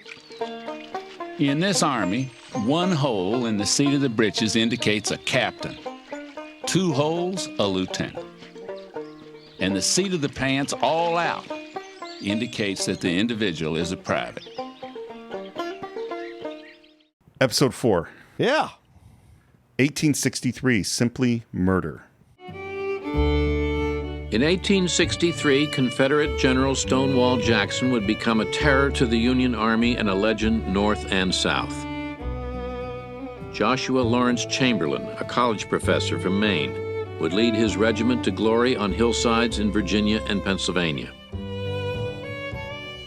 In the wilderness west of Fredericksburg, Robert E. Lee would devise one of the most daring and brilliant battle plans of the war. Great beginning. So, and episode 4 starts off in sort of the same way, with us telling us a little bit about things that are going on in the world. Yeah. That roller skates were invented, that someone stole their first base in baseball. Henry Ford and William Randolph Hearst were born this year. And now we start to hear about disease, which is in fact the #1 killer in the world. I think it's 3-1 or 4-1 of killed in battle versus killed by disease. Wow. Disease is the #1 killer. And we've reached Fredericksburg. This battle is so brutal. And this is where, and Shelby Foote says that maybe the bravest action in the war is the Union repeatedly attacking the entrenched position over and over and over again, and getting pushed back and attacking again and again and again. Yeah. Watching from above, even Robert E. Lee was moved. It is well, he said, that war is so terrible. We should grow too fond of it. Mm-hmm. This is this thing, it comes up many times, of just these horrible moments of brutality that are also the kind of ultimate expression of human bravery, that are happening simultaneously throughout this war. Yeah. And that really highlighted in the documentary. And the statesmanship of Lee all the time. Yeah. He's a fascinating figure. For so many reasons. And one of the things, he seems to be someone that just you wanted to follow. Mm-hmm. He had such dignity and such penetrating intelligence and strength of will. Yeah. I mean, by the end of this war, these people would follow him literally into the gates of hell. They would follow Robert E. Lee. Off in the West, is where we really start hearing for the first time about Nathan Bedford Forrest, who's the other cavalry commander for the Confederate Army. Yep. And he is the epitome of the contradiction for me of a man who truly believes. I mean, this is the founder of the Ku Klux Klan. Yeah. This is a guy, but there is no doubting that he is a brilliant cavalry general.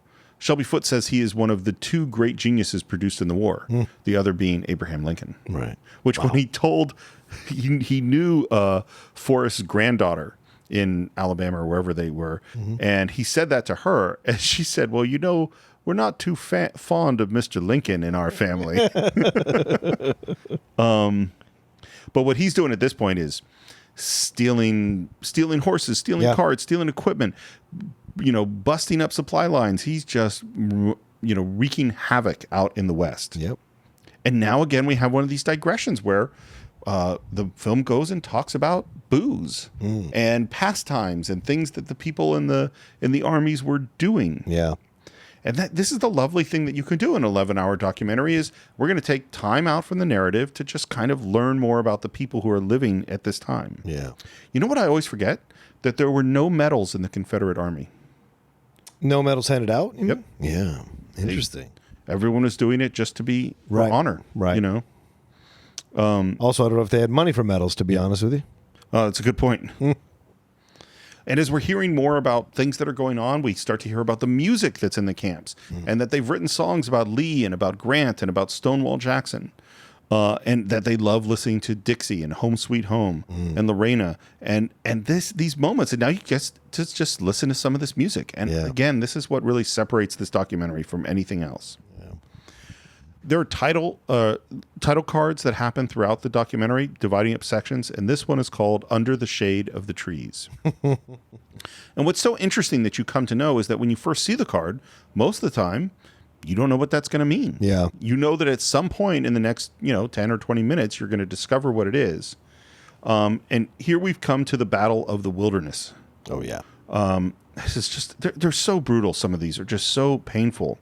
Lee was outnumbered 2-1, and again he divides his army in front of a superior force, and he sends Jackson off to outflank General Hooker. General, I have placed you at the head of the Army of the Potomac.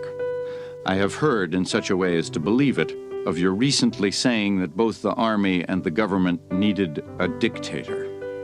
Of course, it was not for this, but in spite of this, that I have given you the command.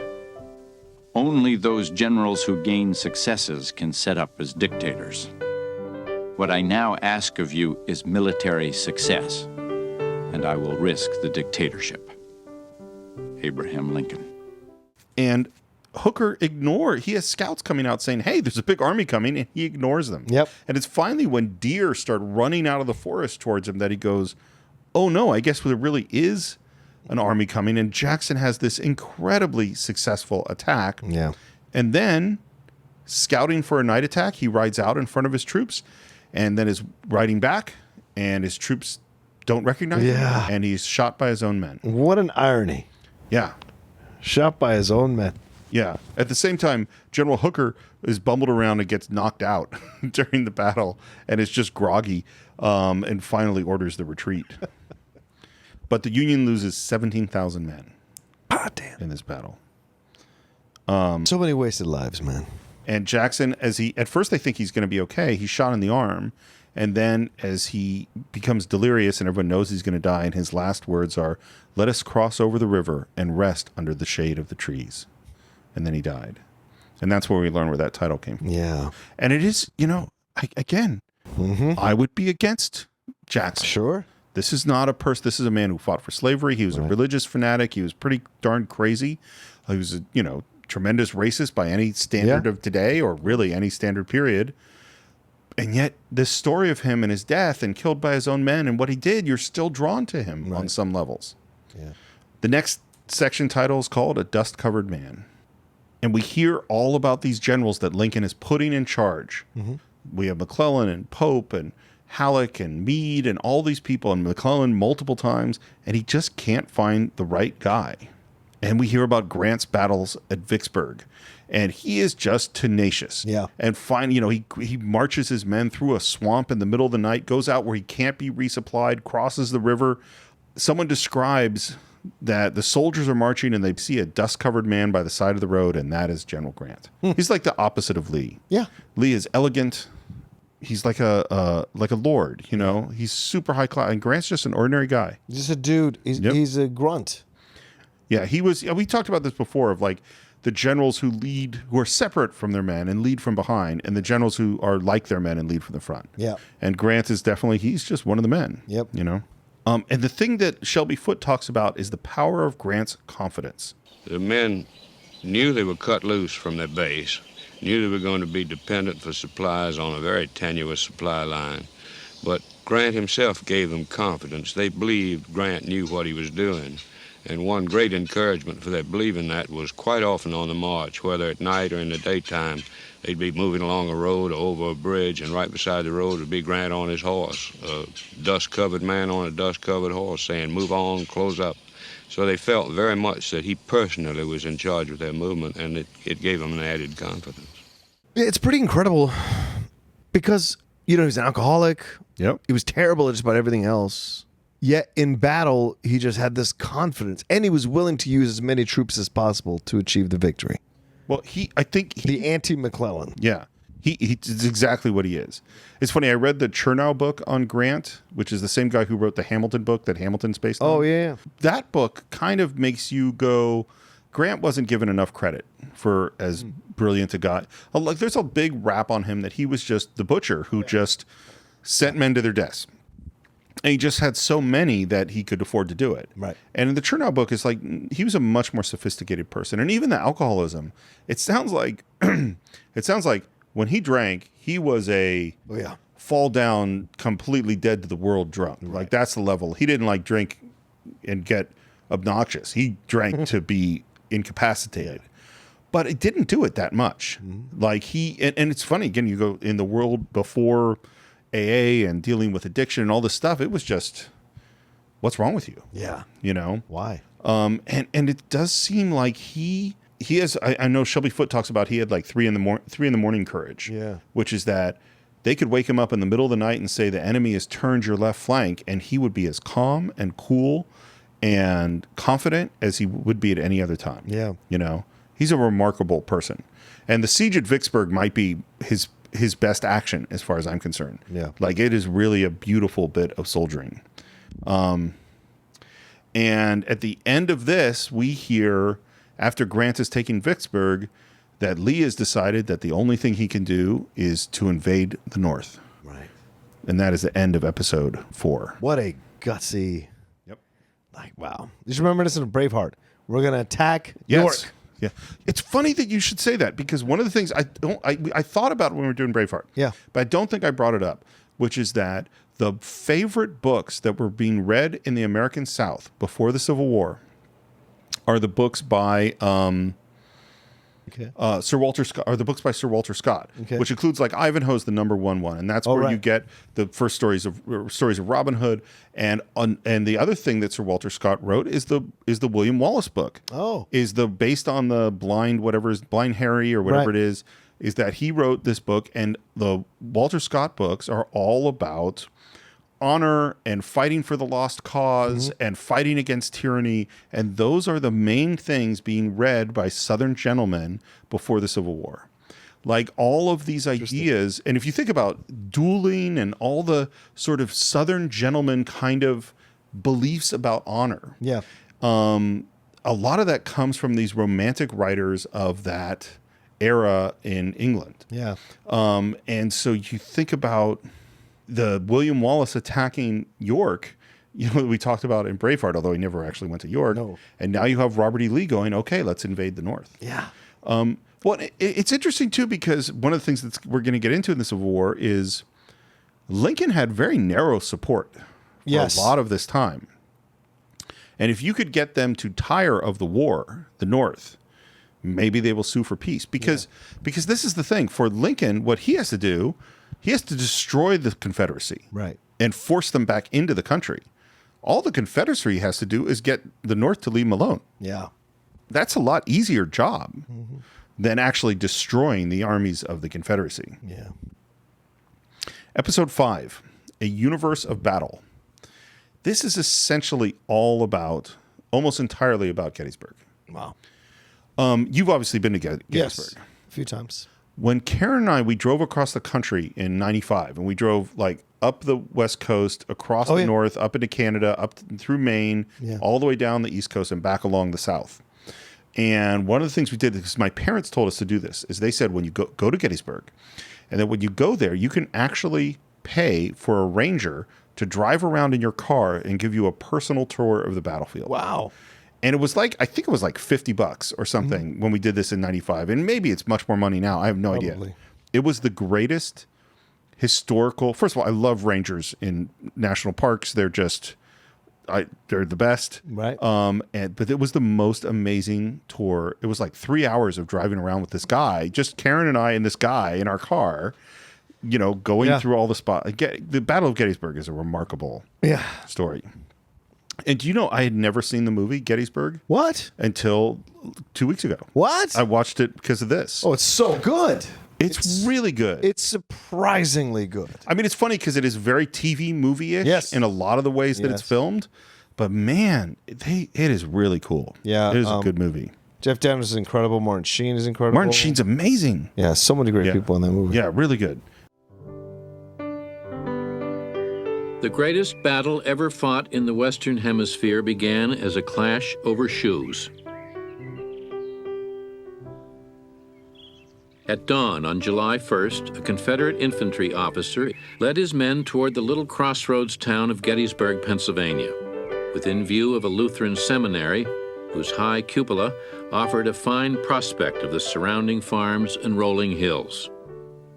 There was rumored to be a supply of shoes at Gettysburg, and the footsore rebels were there to commandeer them. The South came in from the North that day, and the North came in from the South. Up to this point, the South has made very few mistakes. Right. And this is where they start to make some. And the biggest one is that Lee always had good intelligence because Jeb Stuart, his cavalry guy, always kept him informed of the Union position. And Jeb Stuart, who had been sort of embarrassed by something that had happened recently, was out to prove himself. So he went riding off on this long journey, and Lee had no contact with him. In comes some Union soldiers up to, I think it's at Seminary Ridge, and they go, oh, this is a good position, and oh, there's some Confederate soldiers. We have to hold this. And so they have to hold that on the first day against multiple attacks from, I think, Jubal Early is attacking, and they manage to hold this position. And Longstreet, so now that that Jackson is gone, Longstreet is Lee's kind of right-hand man. Right. And he doesn't like this situation. And he is saying we should either retreat or we should flank them. Yeah. We shouldn't fight them straight. And Lee, who doesn't have intelligence on the Union position, goes, no, they're here. We're going to beat them here. Is that his hubris? I think so. Yeah, finally. There's also, he might have had health problems too. So Lee might not have been in the best. Like if you read Killer Angels, right. It talks a lot about that Lee had heart problems. Right. But I think it's definitely hubris. Yeah. Well, because he won. He'd won over and over again. Yeah. And he didn't learn the lessons of his own victories. And one of the lessons is it's really hard to attack entrenched positions, particularly when you're going uphill. Yeah. Because he never defended those. I mean, he always defended those positions and didn't attack them. Yeah. He always attacked weak positions, which is, of course, what you're supposed to do. And the first day is kind of not decisive. The Union holds their position. There was a moment where maybe one of the Confederate generals, if they had pushed the attack, maybe they would have been able to turn the Union's flank, but they didn't do it. Right. And now and on the second day, more Union troops are coming in. More troops are coming in for the Confederacy. And suddenly this is going to be a really, really big battle. Yeah. By the second day, there's 65,000 Confederate troops and 85,000 Union troops. And for the Union, who has the high ground, they're up on one side is Cemetery Ridge, and on the other side is the Big and Little Round Tops. And Joshua Lawrence Chamberlain, with his group from Maine, gets sent off to defend the Little Round Top. And he's one of the great characters in the documentary. Oh, absolutely. And in the movie. Yeah, and in Gettysburg, because it's Jeff Daniels. Yeah.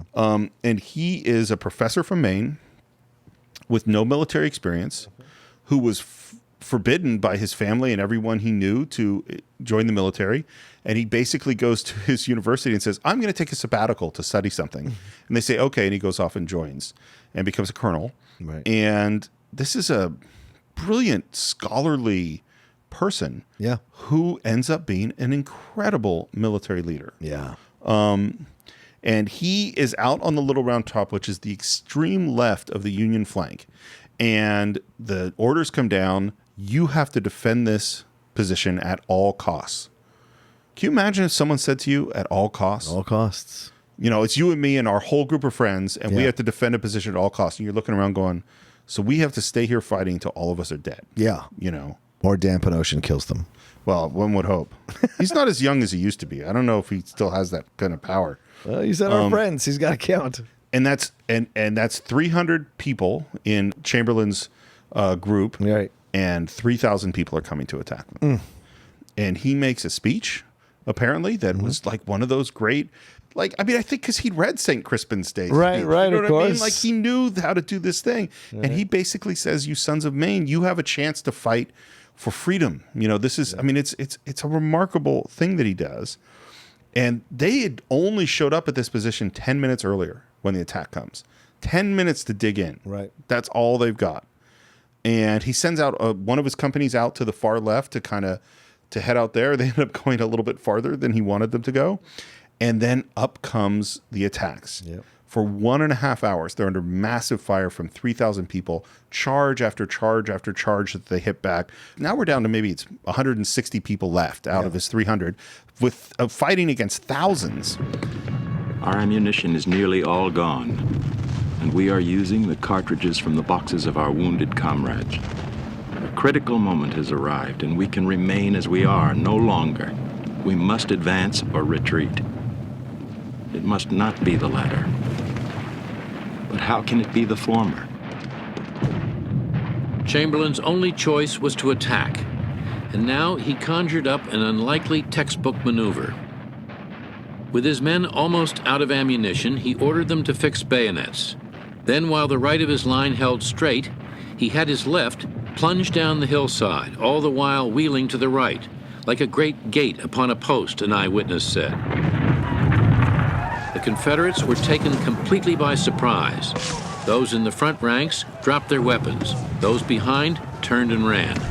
And then the B company that he sent off way over to the left suddenly hears some fighting that goes, what's that? They come back and suddenly trap this Confederate army between two sides of fire. And like 600 guys surrender and the rest break and run. Yeah. So you got 160 guys who are now having to cover way more numbers than them that surrender. and if that had fallen, if Little Round Top had fallen, the odds are the Confederate Army would have rolled up the entire Union Army, and the whole war might have been done differently. So this one person in this one group might have saved the Union. Yeah, he's a fascinating character. Yeah. There's one skirmish in this battle where 87% of a regiment fell in 5 minutes at Gettysburg. And another company lost 100%.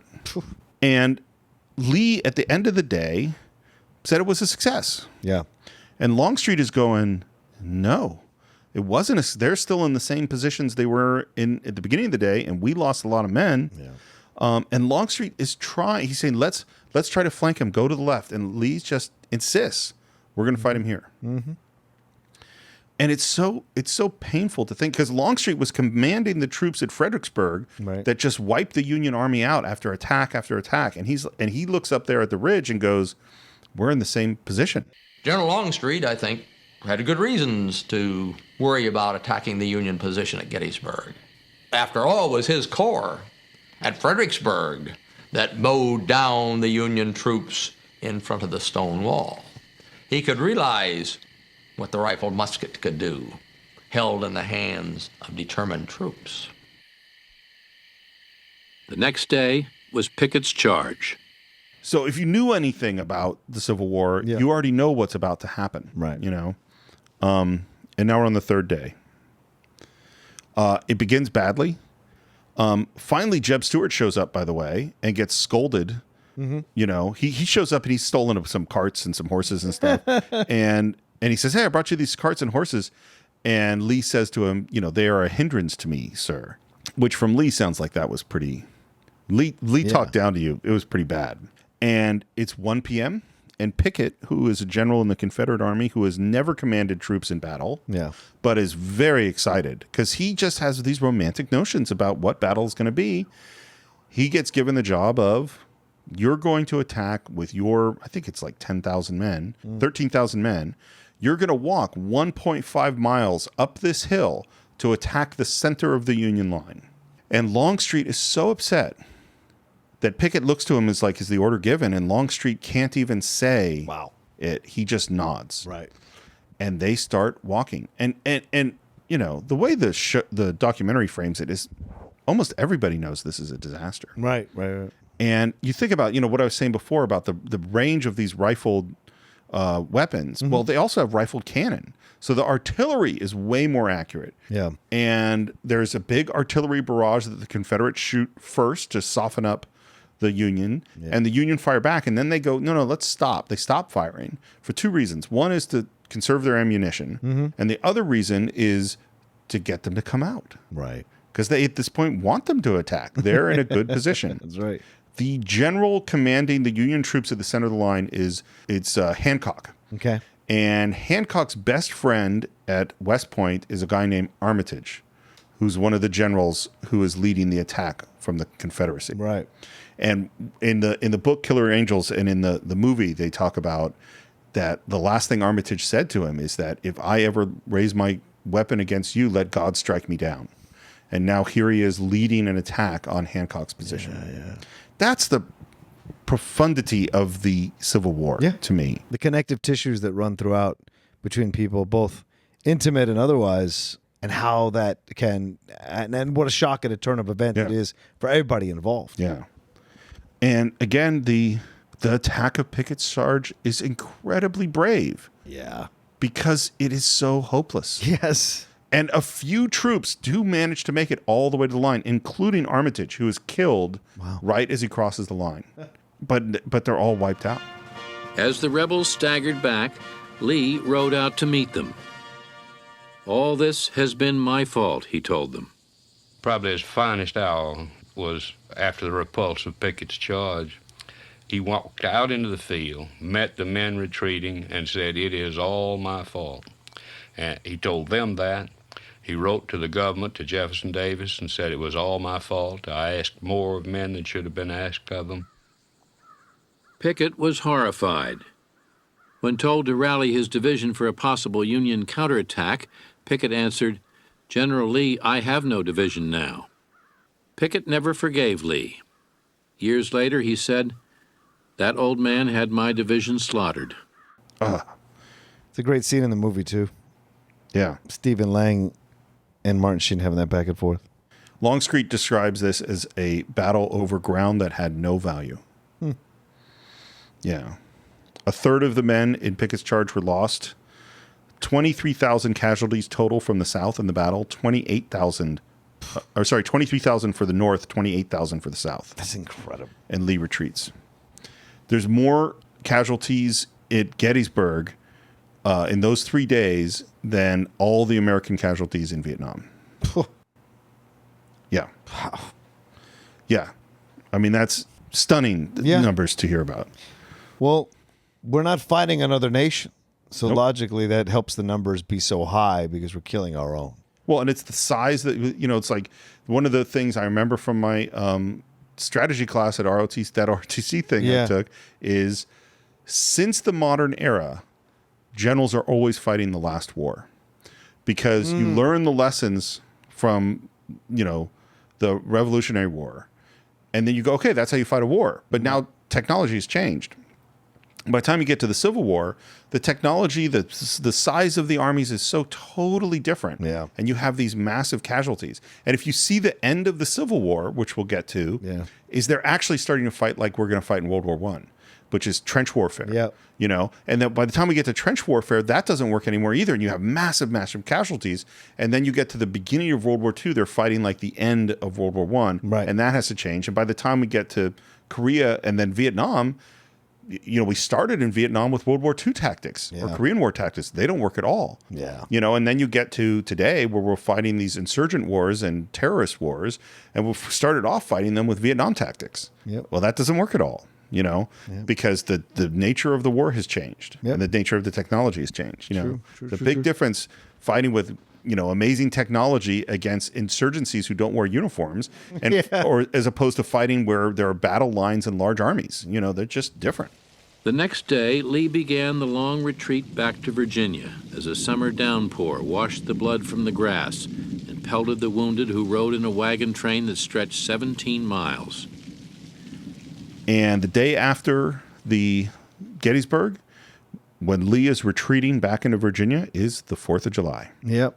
And Shelby Foote says a thing that I think is really interesting. He says, if you're in the South, every Southerner has that feeling of being at 1 p.m. in Gettysburg with General Pickett facing the charge. That every Southern man thinks about what would I do if I was in that moment. He says another thing, too, that I find really interesting, which he says, there's the opening of Patton, which is a movie we have to do, where Patton says, Americans have never been defeated. And what Shelby Foote says, which isn't true anymore, certainly, but what Shelby Foote says is, that's strange coming from General Patton, whose grandfather fought under General Lee. Oh. Well, the Union Army wasn't defeated, but if you were a Southerner, that part of America has been defeated. Yeah. Yeah. And now we have one of these digressions where we hear all about the women. Yes. And we hear about how they ran hospitals and got food and helped organize things and cared for the dead and did these tremendous efforts. While it sounds like from the documentary, a lot of the men were arguing and bickering and, doing a lot of bullshit, and the women were coming in and doing the real work. No conflict in history, a journalist wrote, was so much a woman's war as the Civil War. North and South, women looked for ways to help. In the North, citizens formed the Sanitary Commission and the Christian Commission to organize private relief and check the spread of disease in the Army. The disease rate was cut in half. Sanitary commissioners prowled the camps demanding they be cleaned up, reforming hospital conditions, insisting on better food, making sure blankets, shoes, medicines, and packages from home were distributed fairly.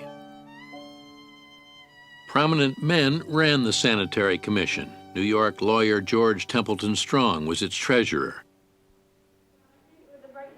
But hundreds of thousands of women in 7,000 local chapters all over the North did the work. Sewing, knitting, baking, wrapping bandages, raising funds, organizing rallies. And at the same time, so we've had Grant's long siege and attack of Vicksburg.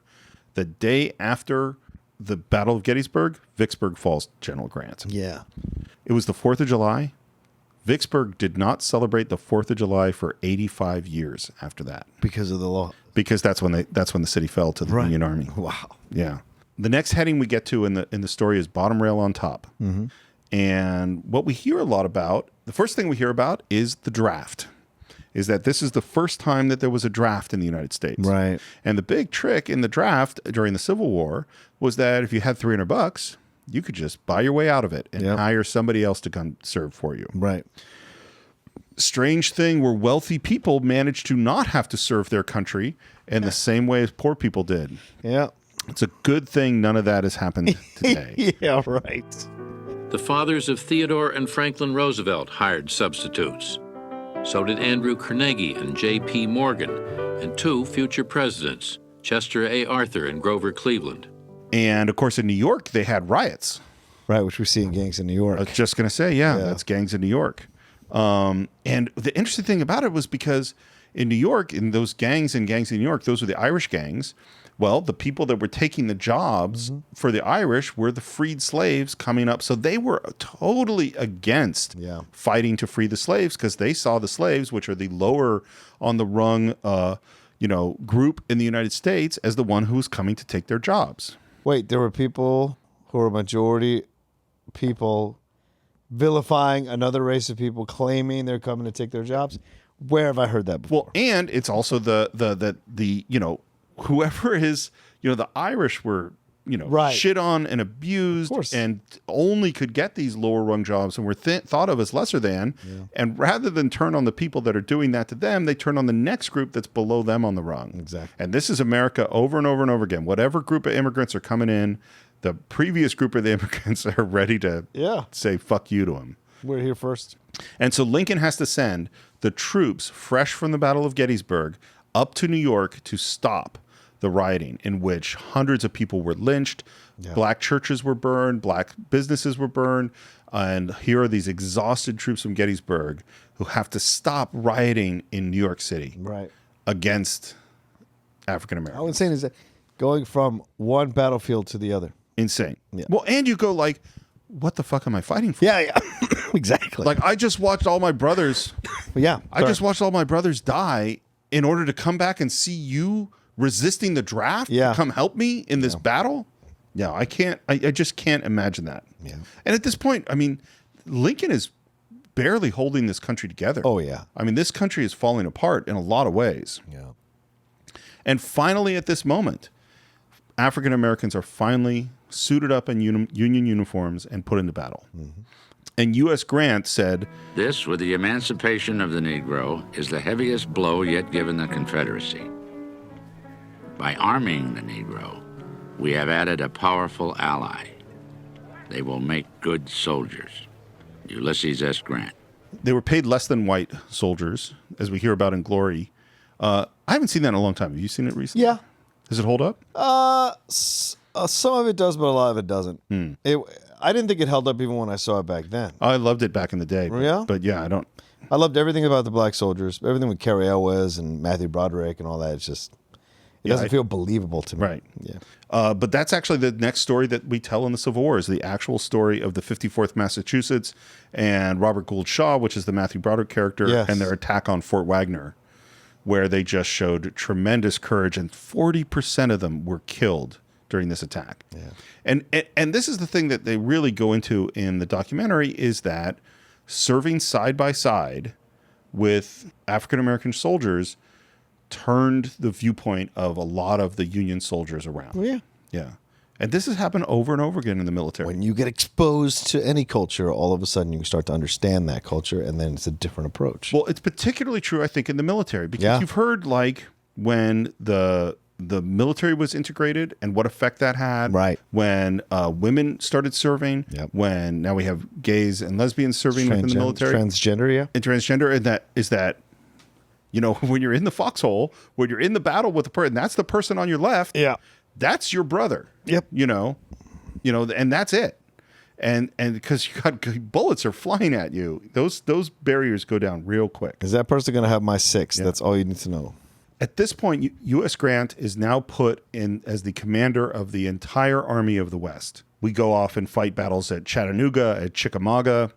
We meet Phil Sheridan, who's this 5'4" tall Union cavalry commander who is brilliant and nasty and aggressive and just seems to love battle. Yeah.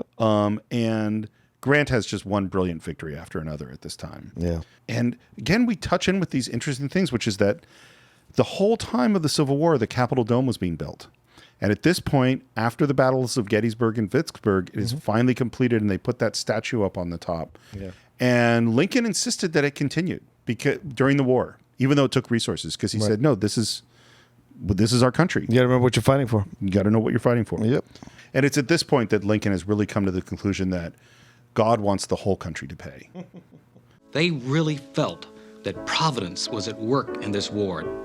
As Lincoln said, we both prayed to the same God, we both invoked him, we both said we were on his side, but it wasn't until 1863, and indeed at the end of the war, that it became clear where God's judgment was coming down. That was on the whole country. It must now atone in blood for its complicity in wickedness, the wickedness of slavery. Our next title is A New Birth of Freedom. And again, we have the same refrain of the Civil War was fought in 10,000 places. Yeah. And we realize that we start talking about this speech and that there's going to be a cemetery that will be commemorated at the site of the Battle of Gettysburg. Yeah. And there's a bunch of people invited, and it's kind of an afterthought. They say, oh, we should invite the president too. And the president comes down in a train, and there's William Everett, I think his name is, and he's the main speaker, a very well-known speaker, and he speaks for 2.5 hours. Yeah. 2.5 hours. Yep. Well, at the time, it's like you've heard about like the Lincoln-Douglas debates. They were like 5 hours long. Yeah. I mean, they didn't have TV, so the whole town would come out. I guess you're right. Hours and hours to watch these things. Yikes. And there was a photographer who was kind of focusing, and he figures, oh, the president's going to speak. I got a lot of time to take this picture. And Lincoln gets up and says 269 words. Yeah. And he was heading back to his seat before the photographer could open the shutter. And this photo is fascinating to look at. Yeah. Because it's kind of out of focus. In the distance. Way in the distance. Yeah. You just see Lincoln's head just after he's delivered the Gettysburg Address. And Lincoln thought the speech was a failure. He felt that he had failed, that it was a poor speech, that the people didn't like it. It was so brief, less than 2 minutes. And the main speaker, Everett, comes up to him and says that I didn't come as close to the central point in 2.5 hours as you did in 2 minutes. Brevity is a soul of wit sometimes. Yeah. And then we hear Sam Waterston give the speech. And I think this is a good time to end with the words of Abraham Lincoln, part 1 of our exploration of Ken Burns' Civil War. 77 years ago, our fathers brought forth upon this continent a new nation, conceived in liberty and dedicated to the proposition that all men are created equal. Now we are engaged in a great civil war, testing whether that nation or any nation so conceived and so dedicated can long endure. We are met here on a great battlefield of that war. We have come to dedicate a portion of it as a final resting place for those who here gave their lives that their nation might live. It is altogether fitting and proper that we should do this. But in a larger sense, we cannot dedicate, we cannot consecrate, we cannot hallow this ground. The brave men, living and dead, who struggled here have consecrated it far above our poor power to add or detract. The world will little note nor long remember what we say here, but can never forget what they did here. It is for us, the living, rather to be dedicated here to the unfinished work which they have thus far so nobly carried on. It is rather for us to be here dedicated to the great task remaining before us, that from these honored dead we take increased devotion to that cause for which they here gave the last full measure of devotion, that we here highly resolve that these dead shall not have died in vain, that this nation, under God, shall have a new birth of freedom, and that government of the people, by the people, for the people, shall not perish from the earth.